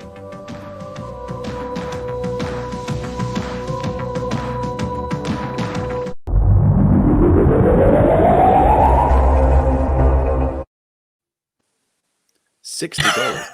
That's scared the Mega Geek off completely. Oh yeah, it has. I'll take five, everybody. I'll take five. Yeah, or it could be that he's just rushing off to try and get one of those TARDIS tumblers because I want one of those. Yeah, exactly. Yeah. $60 membership level. Brilliant. The Mega Man is back indeed. He is. Okay, yes, P break, Lord Thoth. And get your modem fixed, Dan, says Retro Dicky there. I own that game. I think a lot of Me too. Do still own the game. Whether they can still play it or not is by the by. Not entirely sure. And yeah, you're just in time, everybody, for more excitement here on Type 40 Live. We are about to announce the winner. The winner of our competition. We've been running this for around a month. So win a copy of Clack. This is the Doctor Who art of Chris Achilleos, a seminal Doctor Who book. It was released last year. Absolutely wonderful. Radiating from every page is the immense creativity of Chris himself and all that nostalgia for that iconic book range, the Target book range from the 70s through to the 80s, and all the other work that Chris Achilleos has done on the Doctor Who line. So, Simon, reach into your TARDIS and pull out the lucky winner. Okay, going to give it a bit of a shake-up. It's quite exciting. Not literally, first competition we've ever done. Right, here we go. The names are in here. Everybody that shared the video and entered the competition, you are in here. I am now reaching inside. I'm having a good old rummage around. It's exciting, isn't it? So I've got one. I have one. Let me make sure I've only got one. Yeah, I've only got one. Right, okay. The winner is. This is really exciting. It's like Swap Shop. Again, we're back to Swap Shop. I haven't got a drum roll. I haven't got a drum roll. The winner is Phil Hayes. Well done, Phil. If you are watching, well done, Phil Hayes. There we go. I don't think he is watching today, but we'll have to get in touch with him. He usually watches. So congratulations, Phil. You've won yourself a copy of Clack, the Doctor Who art of Chris Akaleos, courtesy This of is on the Candy way Jar to Books. you. Well done, Phil. And we've got another competition coming up very, very soon, haven't we, Dan? I believe so. Yeah, the excitement never stops here on Type 40 Live. So keep them coming. Yeah, keep entering, and we'll keep doing them. And thanks to Candy Jar Books for their support and that generous prize there. Phil, we hope you love the book. Simon, I did. I know that you did. And yeah, absolutely brilliant book. And if you didn't win, and I'm sorry, folks, for those that entered and didn't win, go and buy one. Look, it's about 15 quid from the Candy Jar website. You know, come on, guys. Well worth 15 quid of anybody's money. So, but thank you to Sean for donating this. Thank you very much, and we salute you, and we salute Candy Jar. Can't recommend that enough. It feels fabulous to make somebody's afternoon like that, I think. Yeah, Phil, and Phil will be. I'm sure Phil will be absolutely made up, and you'll love it, Phil. Yeah. So heading back to the time and space vortex. I have been watching Doctor Who this week, everybody. Can you believe it? What a surprise. Never would have guessed. What? I wouldn't bother. But I've only watched, in my defense, I haven't watched masses and masses of it. I've just watched 7 minutes worth, everybody. That's all. Just 7 minutes. But when the 7 minutes is as good as this particular 7 minutes, or at least in my mind, then I feel like I've taken in so much more nourishment, everybody, because we're talking about Night of the Doctor, starring Paul McGann from 2013. So what it was, a few weeks ago, we talked about the TV movie here on the show, didn't we? At length, we did a whole show about that. And because I was watching the TV movie again, after a bit of a gap, I think 3 or 4 years, I decided that I'd like to see it in HD. So I bought the Blu-ray of the TV movie and tucked away on that, again, was Night of the Doctor in full HD, obviously, in all its glory. So, yeah, I thought it'd be fun to do a bit of a follow-up piece on that. Was it a minisode? I think it counted as a minisode. It was on the red button, wasn't it? It was a prequel. It was like billed as a prequel, wasn't it? Like, this is your taster before the big event, sort of. Yeah. From my memory.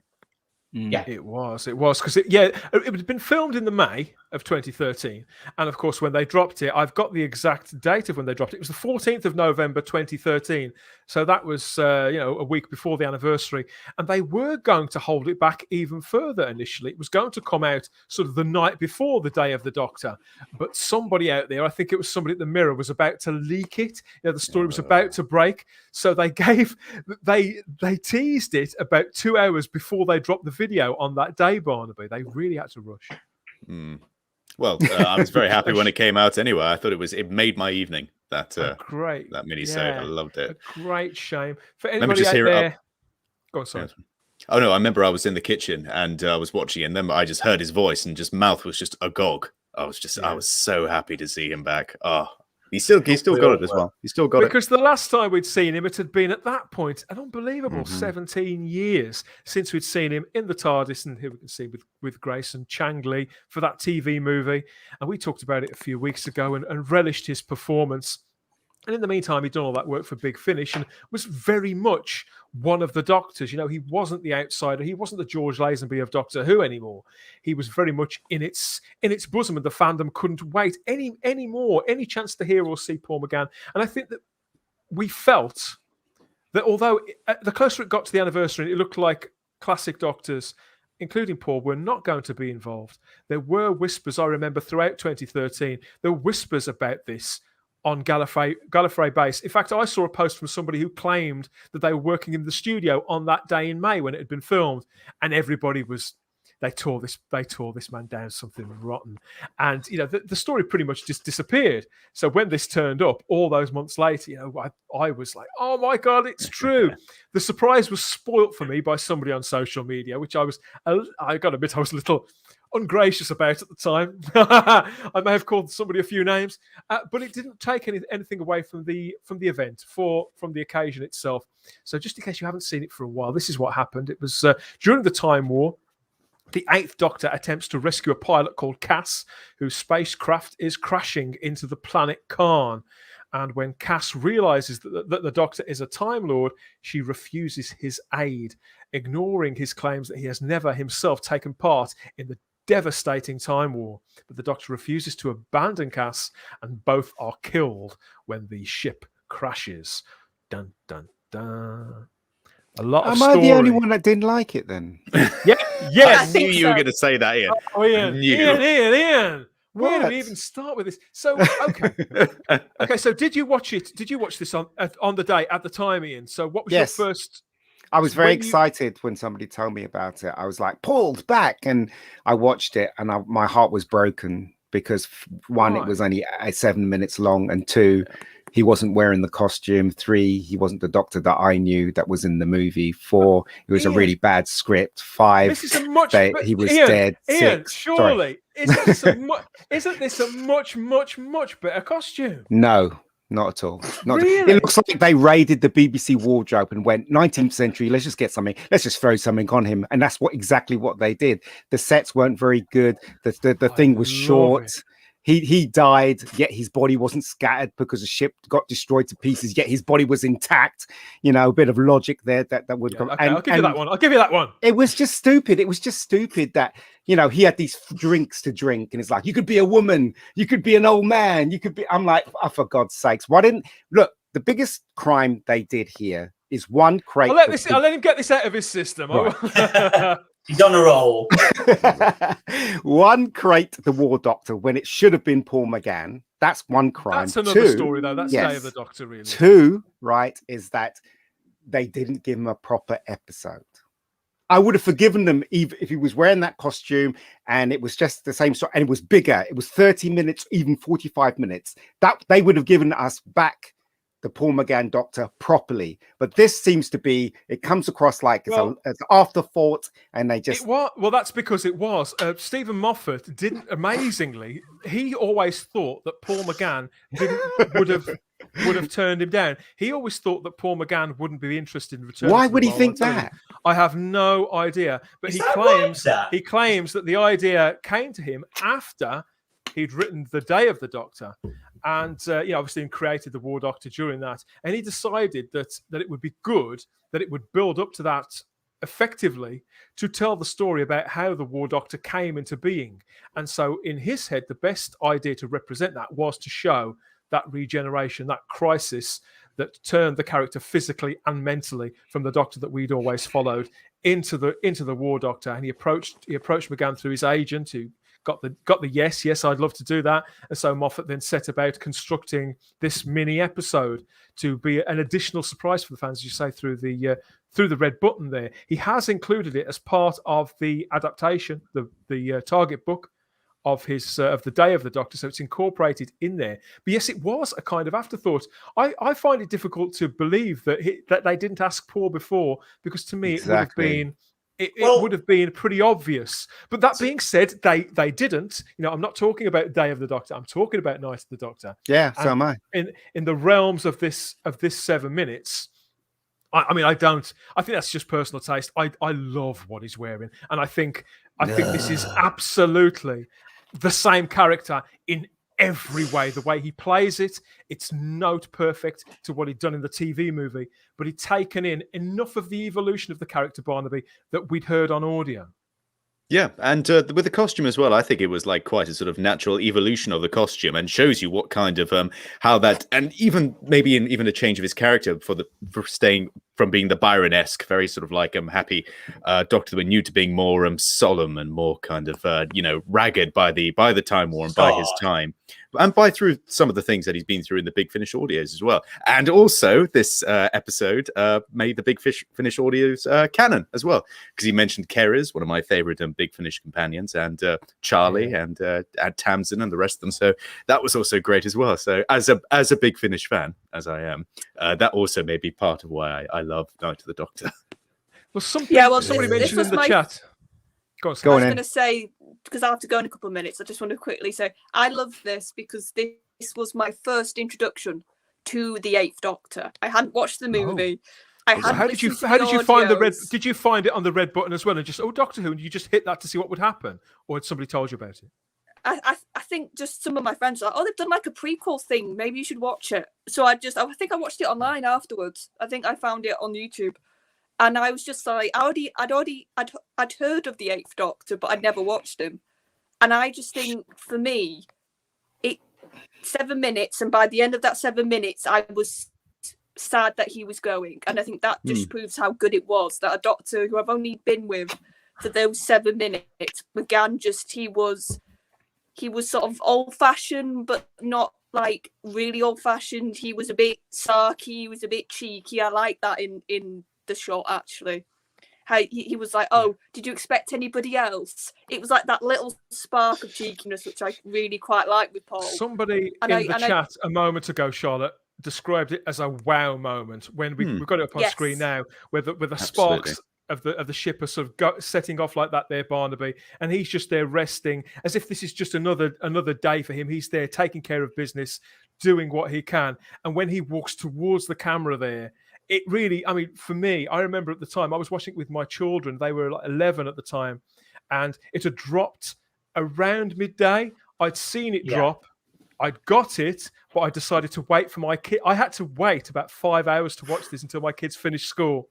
So I went to pick them up and put them in front of the TV and said something special has just happened. Played this, and all four of us sat there sort of tingling with our mouths open. You know, it was, and that moment, that was, even though I'd had it spoilt for me, I think what replaced that, what replenished that all for me was the reaction from my kids, as much as the tingles that I felt. Yeah, and I think Moffat always works best, and then I'll go in a minute. I think Moffat always works best when it's short, when he's not having this big old arc he has to write, because it was such a condensed bit of writing. I think it's a great little script. I think that's Moffat's strength, though, when he's under pressure a bit, when it's shorter, and I think that actually suited him for that. So I as a first taste for the Eighth Doctor, I think it was really good. So thank you for having me on. It's our pleasure. Great to see you. So pleased you could make it again, Charlotte. Thank you very much. See you, everybody. We'll catch you soon. Bye-bye. Bye-bye.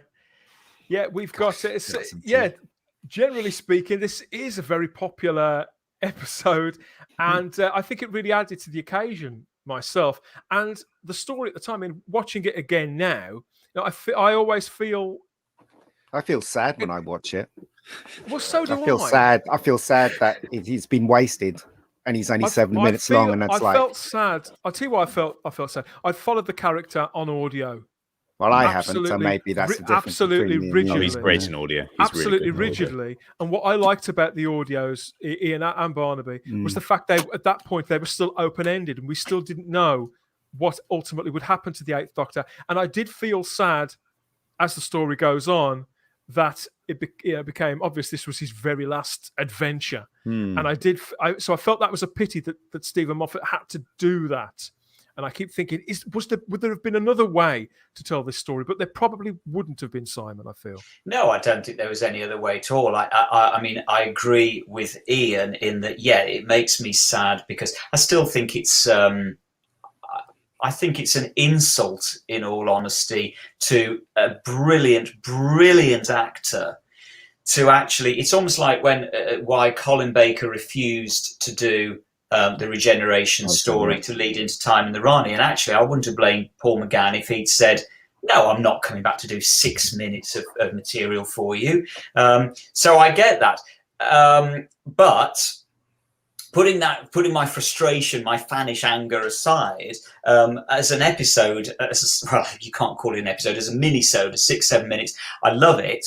And for me personally, it's way better than the Day of the Doctor, which follows it, which I just still find pretty much unwatchable. So actually, this to me is this is. I know, everybody. I know. Where do we find them? Go on, carry on. I mean, you know, Simon's. You know, I do like the Day of the Doctor, but you know, I agree with Simon. I personally think they wasted him. You know, if you're going to go that far and build a set and bring him back, give him 30 minutes, give him 45 minutes. We want to bring him back properly. And this is what's insulting, I find, to Paul McGann's strength, is that he's only given 7 minutes with a terrible script, as far as I was concerned. That whole logic of the ship blowing up, and he was still intact. And so was the girl. For some reason, made no sense to me whatsoever. We don't see her full body, do we? We see we do. When she's on the thing, when she goes to he goes to see her, and also 4 minutes. That line. Oh well, 4 minutes. I can watch TV. Blah blah blah. I thought. I didn't like that. I didn't like that line at all. For me, that was typical Stephen Moffat and something that the Matt Smith Doctor would probably say, and I would have accepted it from the Matt Smith Doctor, but it didn't quite ring true for Paul McGann's Doctor. No, that moment is the only moment where I think the writing was at fault. This whole that we're looking at on screen now, these screen caps, where Cass refuses to go with him. That is a standout moment. That is electrifying, and the way they both play it. Yeah, it makes my hair stand on end. And the other thing that's interesting. Why? The other reason I like it is because you know, we're back to kind of depressing, because actually logically you would expect Cass to be saved at the end of it, and she's not. She's dead. That's it. She is gone. He doesn't save her, and I like that. I like the fact that actually this character that in a couple of minutes we grow to like. She is killed, and that's it. She's gone. What is wrong with us, Vanessa? I don't know. Lots, basically. My biggest complaint, actually, and don't get me wrong, I do like the episode. It works for me. My biggest complaint is using Claire Higgins as O'Healer, which really cheeses me off. Why on earth they didn't ask Gilly Brown back to play Whittaker? Okay, which was absolutely the most logical thing to do. I find it insulting that they brought a character back called O'Healer, which was clearly an echo of Whittaker. Gilly Brown is still around. You could be generous to the production team and say, well, they did ask Gilly Brown and she turned it down. No, they didn't. And I know this because I've spoken to Gilly Brown at a convention, and I expressed my annoyance that they hadn't asked her back. And she said, yeah, they never contacted me, never got asked to do it. She was really visibly upset and insulted that she hadn't been asked back to play the part, because she would have played it just as well as Claire Higgins plays the part. It's just like not asking Paul to come to do the Day of the Doctor. Well, do you know what I mean? It's just like that. You know, the things that make sense, they didn't do. And that's what frustrates me. You know, brilliant. Of course, I was so chuffed to see the Sisterhood of Khan back. I love the fact that they brought them back.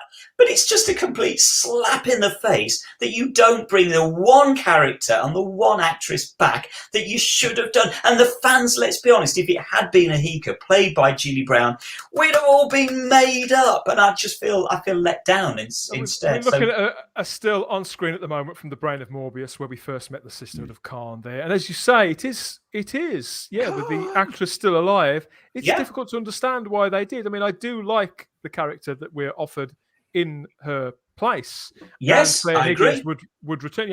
I thought that she was good, and I thought the way they recreated Khan and that society was perhaps, you know, they were all very pretty, weren't they? The sisterhood, but I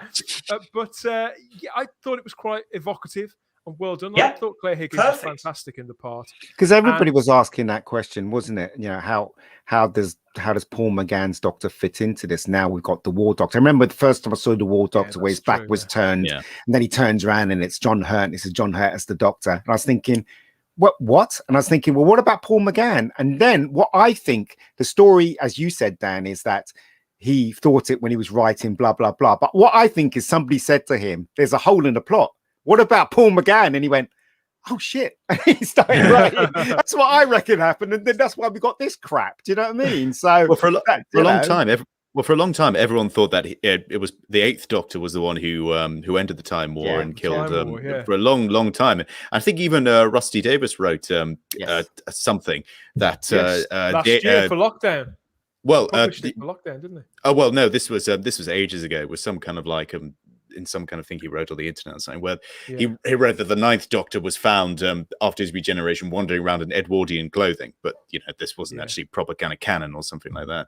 But I do agree. I quite like Night of the Doctor, but I do agree. Give him more time. Actually, seeing more of Paul would have been. I'm not saying it's perfect, but do you see why people like it, Ian? Yeah, because look.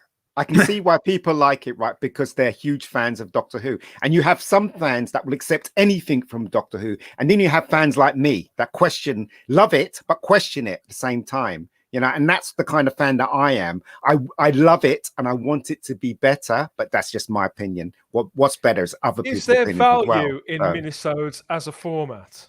Yes, of course. I made a minisode, didn't I? But what I'm saying is that we're not talking about Millicent. We're talking about Doctor Who, and we're talking about Paul McGann, who everybody wants back. We're talking about modern media. We're talking about modern media, though, aren't we? And this kind of content, supported content through Red Button, was very fashionable at the time, and now they tend to put it out more on YouTube, don't they? But I think the difference. It made sense that Doctor Who had this kind of item as well. Absolutely. And I thought the minisodes were great that they used to put out during the David Tennant years and the Matt Smith years. And it's interesting, isn't it, that it kind of shows, again, the waning of popularity of Doctor Who, because when was the last time you saw any extra content like that? The difference, years. The difference, I think, that comes with Night of the Doctor to the other stuff is, and somebody will correct me on this, but all of the other mini episodes, as I remember them, were all associated with a specific episode, and they featured those characters from that episode generally. So they were a continuation of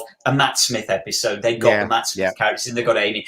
The problem with Night of the Doctor is, no, this was Paul McGann. This was his second stab at Doctor Who. He'd been given his first one in the movie, and his second stab at televised Doctor Who is a 6-minute minisode, and that's the problem with it. So whereas the other, and I am being picky here, as I say, don't get me wrong, I like it, but that's why I think we're left disappointed by it, because the other mini episodes were the life story of Amy Pond and Rory at home making a cup of tea and some toast or whatever it was.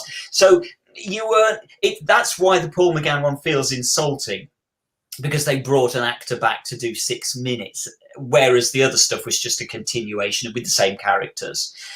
And that's why I think the other mini-episodes work better. I know you don't want me to talk about this, but I will. In fact, right, when I think about it very closely, and his performance is really good in that 6-7 minutes long. It is very good. Especially when it tells everybody to get out, do you know what I mean, before he drinks the thing. That's really a great performance. And when I think about it now, I think, do you know what? He probably would have been better than John Hurt. He probably would have been awesome. I really liked him. I can't understand. I did like him too. I can't understand why once Chris Eccleston wasn't available, why he didn't go directly to Paul. I'll never understand that, Barnaby. But well, I love John Hurt. John Hurt is one of my absolute all-time favorite actors, without any doubt whatsoever. So I love John Hurt, and John Hurt in Doctor Who, bring it on. But I would have put John Hurt in as a different character, and he would have been just as brilliant, and left Paul McGann in The Day of the Doctor. I would have immediately when Chris said no, or something happened with Chris. I would have, if I was the showrunner, I would have went, right, get Paul on the phone. But that's why you have to question Moffat for either he forgot that Paul McGann, by all accounts, was there, or because every time Paul McGann talks about it, Simon, and he was talking about it at the time as well. All through 2013, people at conventions were saying, "Are you going to be in it? Are you going to do anything?" And he would say, and I think they were asking him probably the year before as well, "I haven't been asked. I haven't been asked." And I know that they couldn't say, but you believed him. He was asked on camera. Wasn't there this thing about the Doctor Who the movie, right? Because I mean, this is the way I remember it. When Doctor Who the movie came out, right, I loved it. I thought it was the good step forward for Doctor Who. Every Doctor Who fan I knew hated it, right? They said, "Oh, it's not BBC, it's not this, it's not Doctor Who kissing someone, blah blah blah, whatever," right? And even in the Russell T show on Channel 4, when I can't remember what it was called, and had all these characters was talking about Doctor Who, and somebody said Paul McGann, and they said no, he's not part of the canon. So at that moment in time, they didn't think Paul McGann's character was part of the canon of Doctor Who, and Russell T believed that, but then he changed his mind halfway through, and maybe Moffat thought that. That's why he brought in John, what's his name, John Hurt. But I still think that was a dick move. They should have went straight to Paul, because Paul is part of Doctor Who, always will be, right? And brought him into the Day of the Doctor.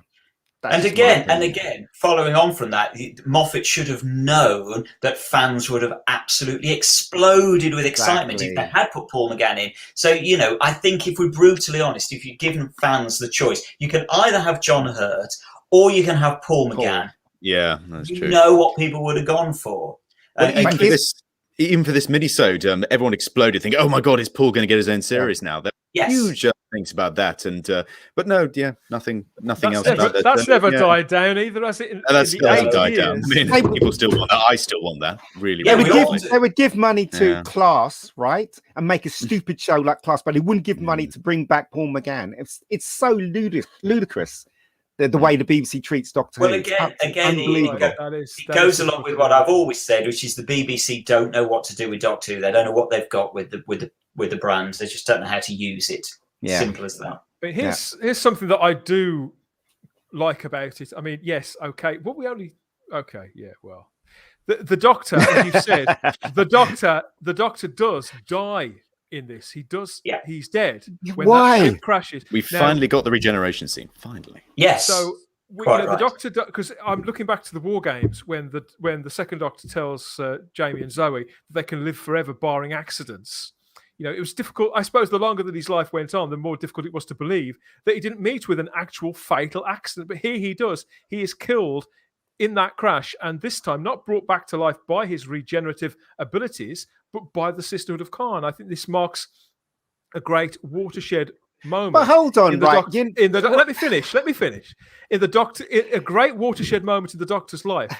That this was made retroactively, but because where it takes place in the continuity, that nicely divides everything classic, including the TV movie, from everything from Rose forward. It marks, and how I've always looked at it as well in my headcanon. I know that some of us like headcanon. I think, Barnaby, you do spot of headcanon, don't you? I know we know a few people that do out there. And in my headcanon, the fact that he is brought back to life by the Sisterhood of Khan with their flame, with their elixir of life and their potion. In my head, I told myself for years that this was the reason why all the regeneration effects from this moment on are always sort of the Doctor bursting into flames. That's interesting. Was the flame from the Sisterhood, because it was a different method of regeneration that he'd been pimped up, he'd been juiced up like a car in the Fast and the Furious, Simon. That's really interesting, because one of my complaints with Night of the Doctor is always it would be a different regeneration to the ones that we see of 9 to 10 and 10 to 11. And actually, you're quite right. Now, within the timeline, this is the first time on the Doctor's timeline that he regenerates with this golden energy.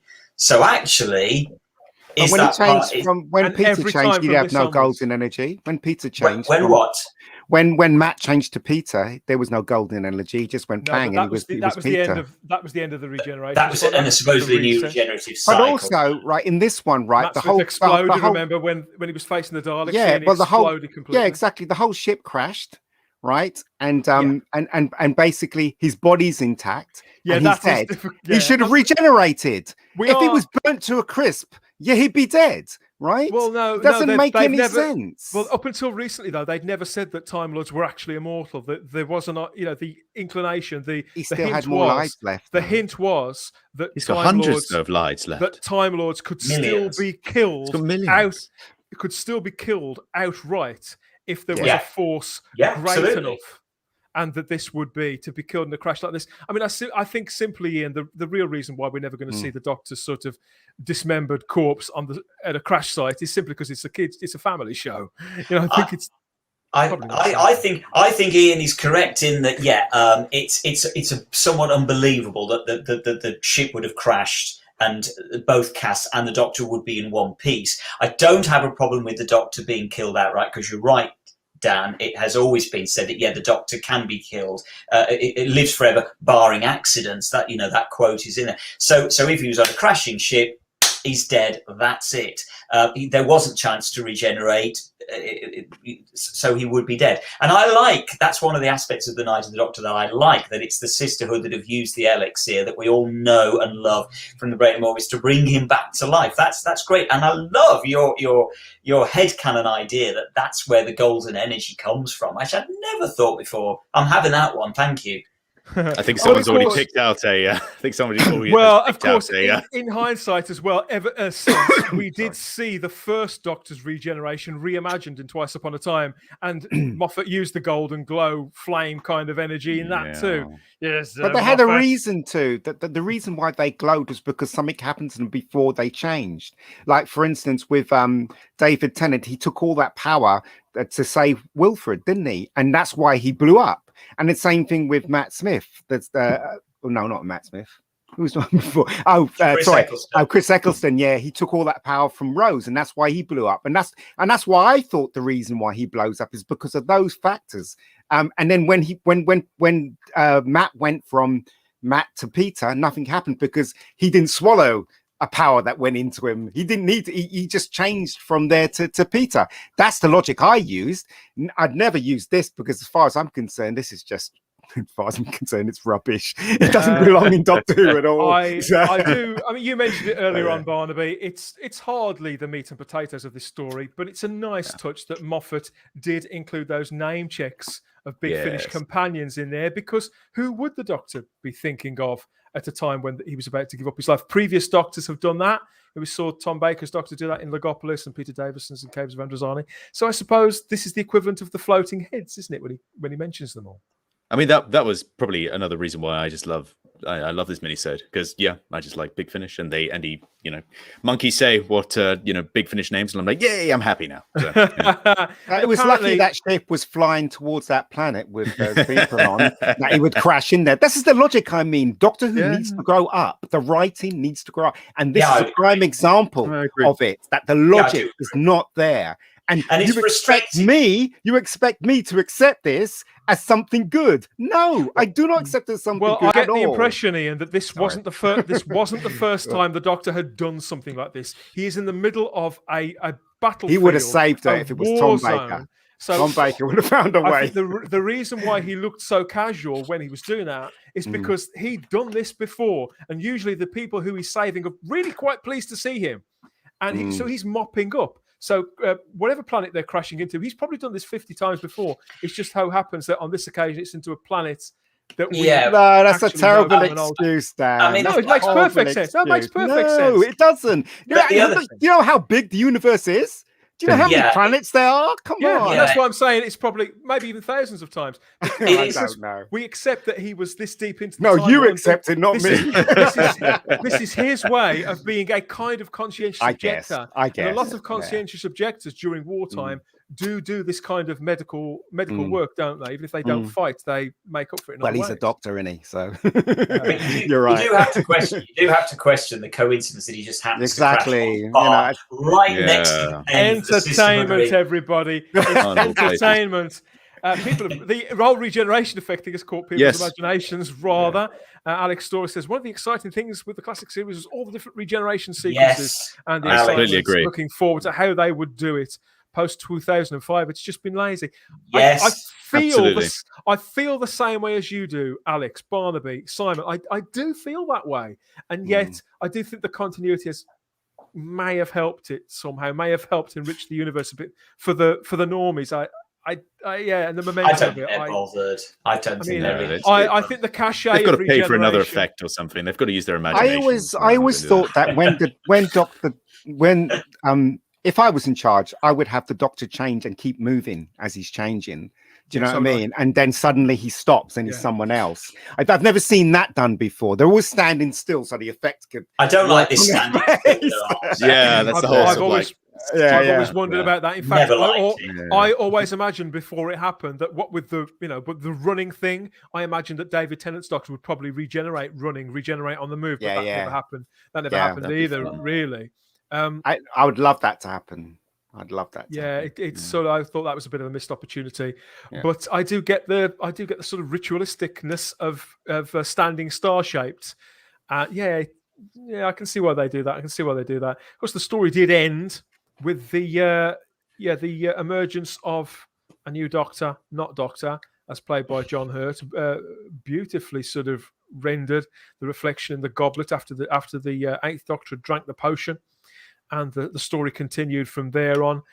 We knew John Hurt was going to be in it at that point, but I was still kind of wowed by this too. I appreciated, and even though we'd lost the Eighth Doctor and I'd seen him die, and I never wanted to see that character die, I did feel, okay, now I'm even more up for this than I was 24 hours earlier. It really did do its job. It stitched John Hurt's Doctor into the lore of the show, and by giving us the younger War Doctor there reflected in the goblet, it also, I think it kind of made up for that which Moffat was taking away by showing us the death of the Eighth Doctor, making up for that by giving us a new Doctor so much younger with all those years in between left to fill. I'm so glad that John Hurt got to play that part. I think he's a wonderful actor. Everything he did in Day of the Doctor, and there's something iconic as well about that moment too.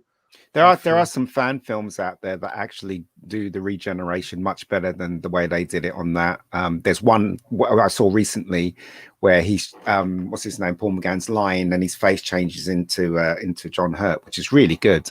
So they could have made it better, but then again, I guess the budget was really small for this one, so which is a crime, as I keep saying. I love this comment here from Vanessa watching in the chat. It's a good thing. I love you people, and I know you've got to have different opinions, right? That's what makes fandom so wonderful, as far as I'm concerned. I can disagree with Barnaby, I can disagree with Simon, but we still love each other. Do you know? Exactly.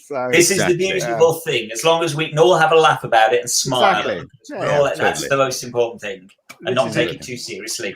Yeah. Night of the Doctor. It's got millions of views. It's still on YouTube for anybody to watch at any time.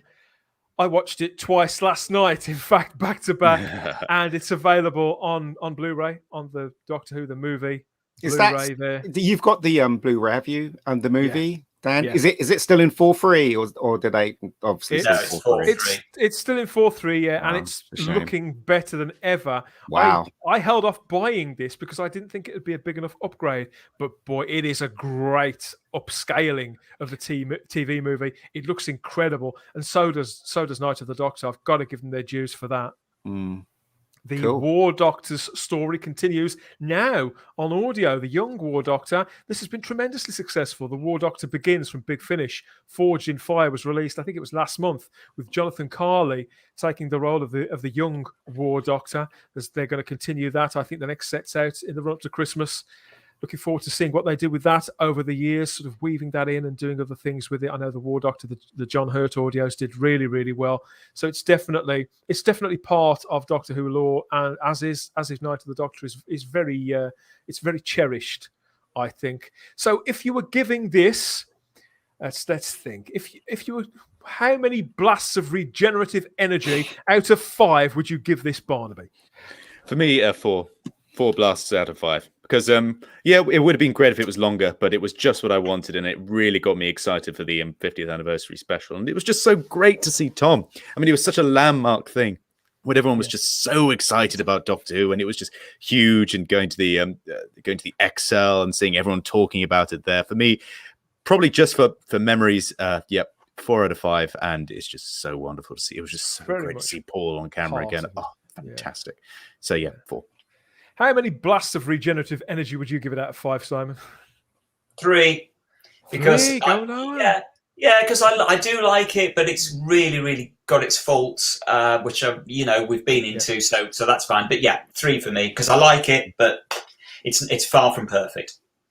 How about you, Ian? Don't ask him. 2. We're going lower than I thought. And lower. No, it's only because of Paul McGann. I like it because of Paul McGann. And you know what I said? I think it's a tragedy, that he's only in it for 6 minutes. I want more Paul McGann. In fact, if I was in charge of the BBC, I would commission a series right now with Paul McGann right now. So you know the ratings will go through the roof. You know it will, but they won't give us that. So there you go. But anyway, 2. I give it 2. Well, you'll be pleased and maybe not surprised to learn that I give this a full marks for me. This is 5 regeneration blasts out of 5 from me. I absolutely love it. Watching it again twice last night, it only reinforced it to me because I hadn't watched it for 3 or 4 years. And I thought, God, this is good. Paul McGann is excellent. And I remember also there's this moment too, which wasn't in The Night of the Doctor or The Day of the Doctor even, but Paul McGann himself shared this onto social media back in 2013. This is Paul having his moment in the TARDIS there back in 2013 in that... teasing him. Doesn't he look Michael, you'll never have this, Paul. You'll never have this anymore, Paul. You might as well suck it up now. So what we see now is Paul McGann finish with you. standing legs akimbo in Michael Pickwood's beautiful TARDIS set there from 2013. I like that set. I think the set's brilliant. Yeah. It's a much missed TARDIS set from that time. And Paul, I think Paul was a great sport. I think he's been a great sport the entire time he's been associated with Doctor Who. Yeah, I think he's handled it with great grace. Yes. And with sensitivity towards the fan base. Because I get the impression, I know that he's a fan of things like football and cycling and Kurosawa films and all those things. I know that Paul McGann does love. So I think he understands us now. But I look back to the frightened 35-year-old Barnaby, the 35-year-old actor, who, when they asked him while he was making the TV movie, will you ever go to a convention? Are you going to do this? Are you going to do that? And the man was quaking with fear. Do you remember that? I don't know what he's got himself into. It does. We were set on him for life. Yeah. That is it for us for this time. We hope you've enjoyed our review there of The Night of the Doctor. Wow, and if we could go that long on just 7 minutes of content, imagine what we'll do when we review full episodes, everybody, when we get around to doing all that. Thanks for joining us, everybody in the chat. Let's have one last check-in with you guys. Who's here? It's Dan is a man after my own heart, says Vanessa Law there. Thank you. I'm not sure what that's in relation to, but I'll take that. And Cygnus Alpha says, I feel the new series is just stagnant. We've had the same Dalek design for 16 years. They have tried to change it, haven't they, Cygnus? It's a whole different subject. Alex Story says, I love the thought of looking back at each previous Doctor, knowing they've have adventures we haven't seen on screen. Yeah. McGann's Doctor could still be explored. Yeah. Being explored. I don't like that idea at all. But anyway, mostly still very, very well on Big Finish. Until recently, it was superb stuff. I want to see him back on screen as the Doctor. I want to see him back. I think we all do. And I'm pretty certain that Paul. I don't think he'd turn us down. No, of course he won't. No, I'm pretty sure he'd do it. He remains the Doctor. He remains our hero. He's obviously, I think he's nearly 60 years old now, Paul McGann. I want to see him back, even if he has that costume. Even if he has that costume, I want to see him back. You know what I mean? We say thank you, Paul, to everything that you've done with Doctor Who over the last 25 years. We've reviewed both. We've reviewed his entire era in just a few weeks. But I have loved talking about that today. So thank you, gentlemen, for joining me there. And we'll be back. Yes, we'll be back for more Type 40 Live next week, everybody. I just want to say again, remind us who won that copy of Clack. Phil Hayes, we will be in touch with you, Phil Hayes, and you will be getting your copy of Clack on the way. Congratulations, Phil. We hope you enjoy this book. Let us know what you think of it, and you let us know what you think of this live stream. Let us know in the comments section what you've enjoyed about our review here of Night of the Doctor. Have we got it all right or wrong? Has Ian got just terrible taste? There's no hope for the man, or am I just living in cloud cuckoo land? Don't know what I'm talking about. Total fanboy needs to check his head. Let us know whatever you think. Drop us. I got it right. Hit like and subscribe to the channel, and we'll be reviewing some more Doctor Who going forward, no doubt. as is our want. Let us know what you think about the showrunner question. Who out of our 4 various potential showrunners would you go for? And who have we missed? More crucially, who should be on our radar? Maybe we'll have to follow that up over the next few months too, and just keep our eyes peeled, Barnaby, on any likely contenders.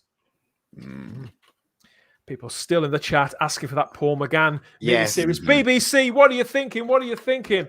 Oh, miniseries, a full series. Yes, leaving money on the table. That's what they're doing, isn't it? Thank you for your time this afternoon. I've had a blast. I hope you guys have too. I think the chat have. They're still coming thick and fast with the comments. But that is it for this time. Here's got his Sonic out. Yeah. Take care, everybody. We'll speak to you soon. Bye-bye. See you guys. Bye-bye.